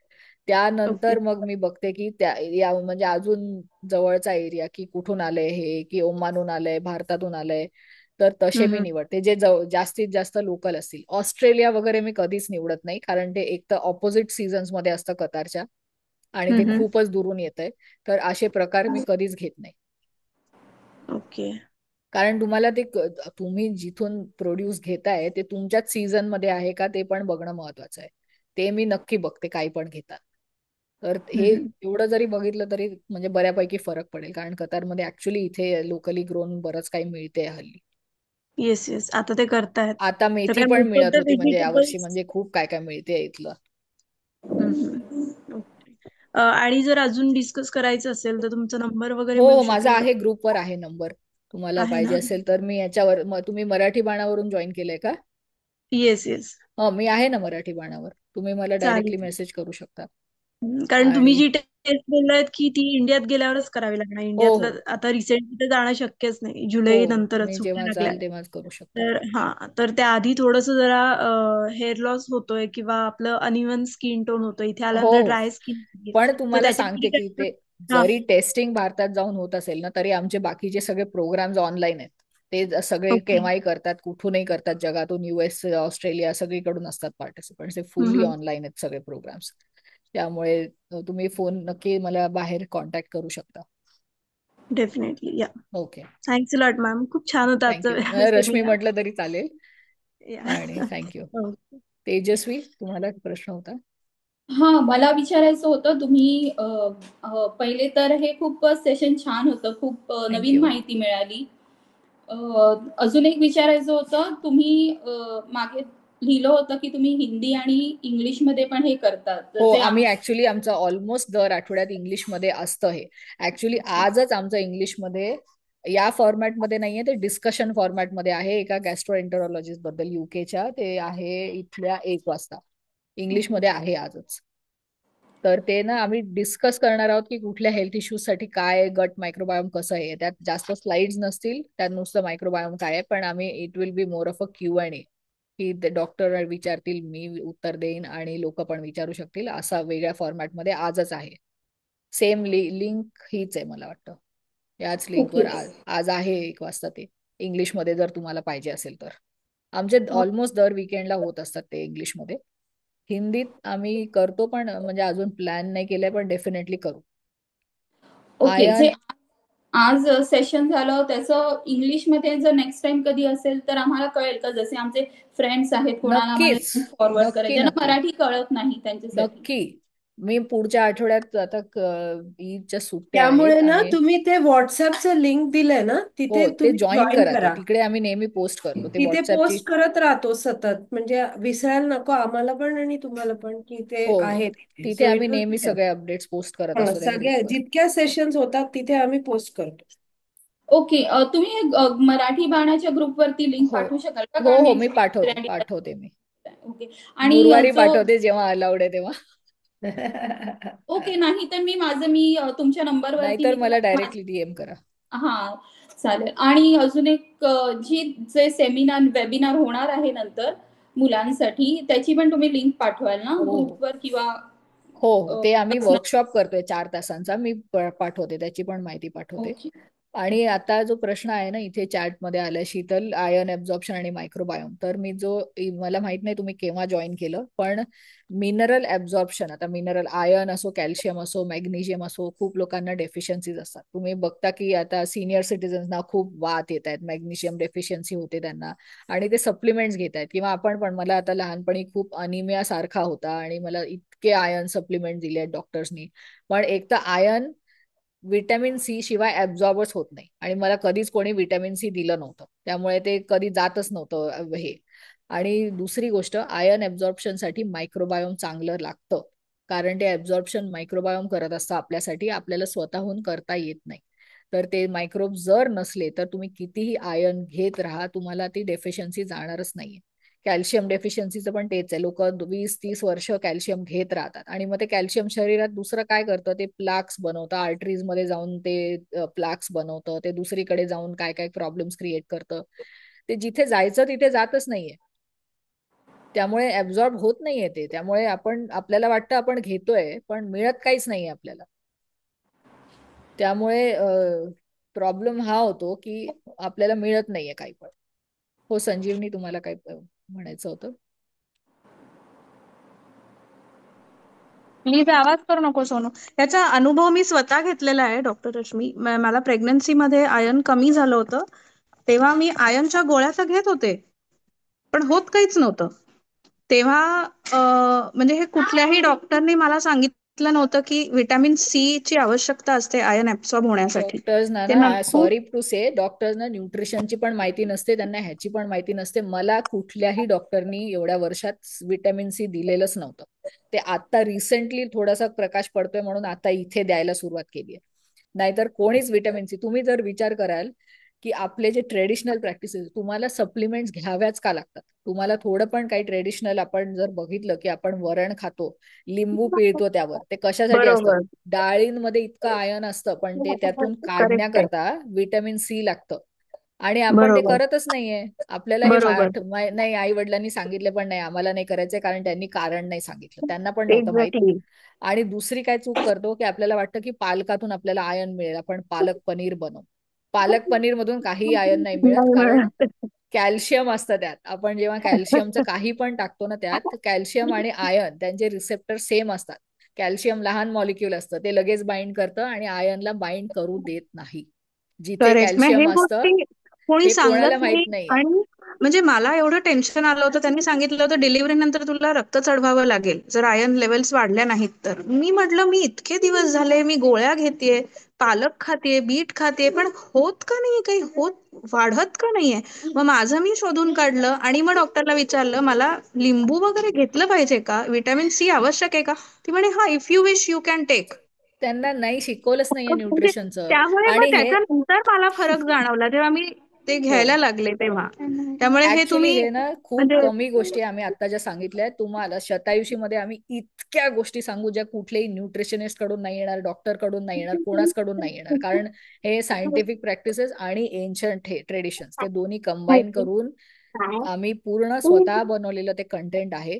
आणि हे जे पालक पनीर जे लोक खातात ना आणि मुलांनाही खाऊ घालतात, ते ठीक आहे, कॅल्शियम खूप मिळते, फायबर मिळते, खूप चांगलं आहे आणि पालकाचे ऑक्झालेट्स किलेट होत आहेत. पण तुम्ही ते कशासाठी खाताय ना, ते तुम्हाला ऑब्जेक्टिव्ह माहीत असलं पाहिजे. की तुम्ही ते कॅल्शियमसाठी करेक्ट. खाताय तर ग्रेट, खूप छान आहे. पण तुम्ही ते जर आयर्नसाठी खात असाल, आयर्न साठी खाताना मिळणार नाहीये तुम्हाला, काहीच उपयोग नाही. काहीच उपयोग नाही. तर जसं ते जसं असेच तुम्ही प्रकार. म्हणालात, मनू एक मिनिट बाळा प्लीज. जसं तुम्ही जसं म्हणालात की लोकल खावं, तसं हे पनीर आपल्याकडचं नाहीये बेसिकली, हे नॉर्थ मधनं आलेलं आहे. तर बरोबर आहे. आणि त्याच्यामुळे पनीर तर आता फेक पनीरचे पण किती केसेस आहे. तुम्हाला माहित आहे हो, का तुम्ही काय खाताय ते पनीर पण आहे की नाही. त्यामुळे मी बाहेरचं पनीर घेणं खूप काळ झाला बंद केलेलं आहे. जेव्हापासून हे कळलं की कशाचंही पनीर बनतं आणि आपल्याला त्याच्यावरनं वाचून असं लक्षात येत नाही की तुम्हाला कशाचं अजून एक बनलं. दुसरं पण उदाहरण देते. की तुम्हाला आता मी विचारलं की तुम्हाला आपल्याला वाटतं की मुलांची आयसाईट चांगली असली पाहिजे, त्यांचं विजन चांगली असली पाहिजे, तर व्हिटॅमिन ए साठी आपण गाजर त्यांना खायला देतो. तुम्हाला मी बरोबर. विचारलं की तुम्ही गाजर कसा खायला द्याल, तुम्ही सॅलड द्याल खायला, नुसता गाजर द्याल खायला, की गाजर हलवा द्याल खायला, तर काय द्याल. किसलेलं गाजर किसलेला किंवा गाजर द्याल चकत्या तुम्ही किंवा किंवा चकत्या द्याल. गाजराचा चकत्या. हा. हा, का तुम्हाला असं वाटतं त्यातून व्हिटॅमिन ए मिळेल. कारण कदाचित ते शिजवलेलं नाहीये म्हणून रॉ फॉर्मॅट नाही, मध्ये आहे. कारण आहे ना, आपण जेव्हा शाळेत शिकतो विटॅमिन्स बद्दल बायोलॉजीमध्ये, विटॅमिन ए फॅट सोल्युबल आहे. हम्म. आता सांगा तुम्ही कसं खायला द्याल. हम्म. नाही माहिती. रॉ गाजर खाल्ल्यावर मिळणार आहे का विटॅमिन. नाही मिळणार. नाही फॅट मिळणार. सॉल्युबल आहे तर नाही तुम्ही मिळणार. एक वाक्य चला. मी तुम्हाला सांगितलं, आता तुमचा चॉईस बदलेल की नाही. येस येस, नक्कीच. हे आपल्याला शाळेत शिकवलं होतं. आणि आपल्याला इतकी बायोलॉजीमध्ये हे चांगली शिकवतात. आपली संस्कृती आहे की आपल्याला न सांगता आपल्या आजी आणि आया गाजराची कोशिंबीर केली की वरनं ते फोडणी द्यायचेच. बरोबर, कारण आणि ते एक्झॅक्टली. मग बारीक किसून, किसणीच्या बारीक बारीक किसून, बाजूनी हं, किसून, ते जाड किसून नाही, बरोबर बारीक जाड किसून. चकते नाही पण किसून फोडणी द्यायचे. बरोबर त्यामुळे जेव्हा तो गाजर हलवा ऑटोमॅटिकली बनवतो. फॅट सॉल्युबल हो, इफेक्ट येतो त्याच्यात. कारण परत बरोबर व्हेजिटेरियन्सला नारळ व्हिटॅमिन घालतो हो, वरनं, बरोबर आहे. which is बरोबर. again another fat that you are providing for the digestion because when तेच you आजकाल हा फॅट्स नकोच्या चक्करमध्ये वर्ण फोडणी बंद झालेली आहे. हो त्याच्यामुळे पण हा परिणाम लक्षात येत नाही त्याचा. आणि फॅट्स ऍक्च्युली आपल्यासाठी खूप महत्वाचे असतात. हे ना लोक इन्फ्लुएन्सर्स काहीही सांगतात की ना बिना तेल के सब्जी बनव, नाही बिना तेल के क्यों बनानी है, हेल्दी तेल वापरा ना. ऑइल्स पाहिजेत आपल्याला, घी आणि फॅट्स पाहिजे असतात आपल्याला. आपल्या जॉईंटसाठी आपले सगळे सेल मेम्ब्रेन्स फॅटनी बनलेले असतात, आपलं ब्रेन फॅटनी बनलं असते, न्यूरॉन्स फॅटनी करेक्ट बनले असतात. कशाला अवॉइड करायचे ते. त्याने करेक्ट. इतके हेल्थ इश्यूज. आणि आपण त्यामुळे नाही लठ्ठ होत, आपण साखर खाल्ल्याने लठ्ठ होतो, आपण हे जे मैदा खातोय, साखर खातोय, त्यांनी आपण लठ्ठ होतो. इवन कोलेस्टेरॉल पण त्यांनी वाढतं. जे ट्रान्स फॅट्स असतात ते आणि साखर यांनी कोलेस्टेरॉल वाढतं. ज्यांना कोलेस्टेरॉल आहे ते म्हणतात ओ फॅट बंद करू, त्यातून नाही वाढत आहे कोलेस्टेरॉल. बरोबर. म्हणून हे जे आपल्या इतक्या समजच टोटली जे न्यूट्रिशन बद्दल जे माहित आहे चुकीचं. लोकांना, ते इतकं चुकीचं आहे ना की आम्ही आता उकरायला सुरुवात केली ना सो कॉल्ड, की तुम्हाला जर विचारलं की तुम्ही हेल्दी खाताय तर काय करताय, त्यातून इतकं काय काय निघेल की तुम्हाला दिसेल की आमच्याकडे खूप पार्टिसिपेंट झाले जे म्हणतात मैं तो घर का ही खाना खा रही थी फिर मुझे डायबिटीज कैसे हुआ. अरे तू घर का खाना लेकिन कितना अनबैलेंस था, प्रोटीन नहीं था उसमें, कुछ भी नहीं था.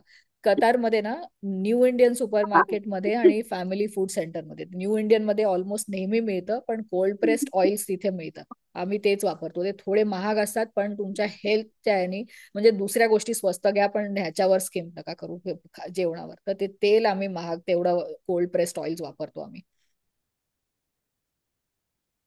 तुम्हाला कुठून काय घ्यायचंय वगैरे विचारायचं असेल ना, तर मी ते पण सांगू शकते, कारण आता 15 वर्ष झाले इथून घेते सगळ्या गोष्टी. ते पण मला तुम्ही ग्रुपवर विचारू शकता. Okay, thank you okay, thank you doctor. So much. अजून काही प्रश्न नसतील तर thank you so much for attending. आणि आम्ही अशा वेबिनार्स बद्दल नेहमी माहिती सांगत राहू. डेफिनेटली वेबसाईटची लिंक पण मी दिलेली आहे मायक्रोबायोम सुपर हिरोची, आणि आपण डिस्कस पण करत राहू. मला ग्रुपवर केव्हाही विचारले प्रश्न तरी चालतील, DM केलं तरी चालेल. Thank you so much. Cold pressed आम्ही रोटेशनवर वापरतो.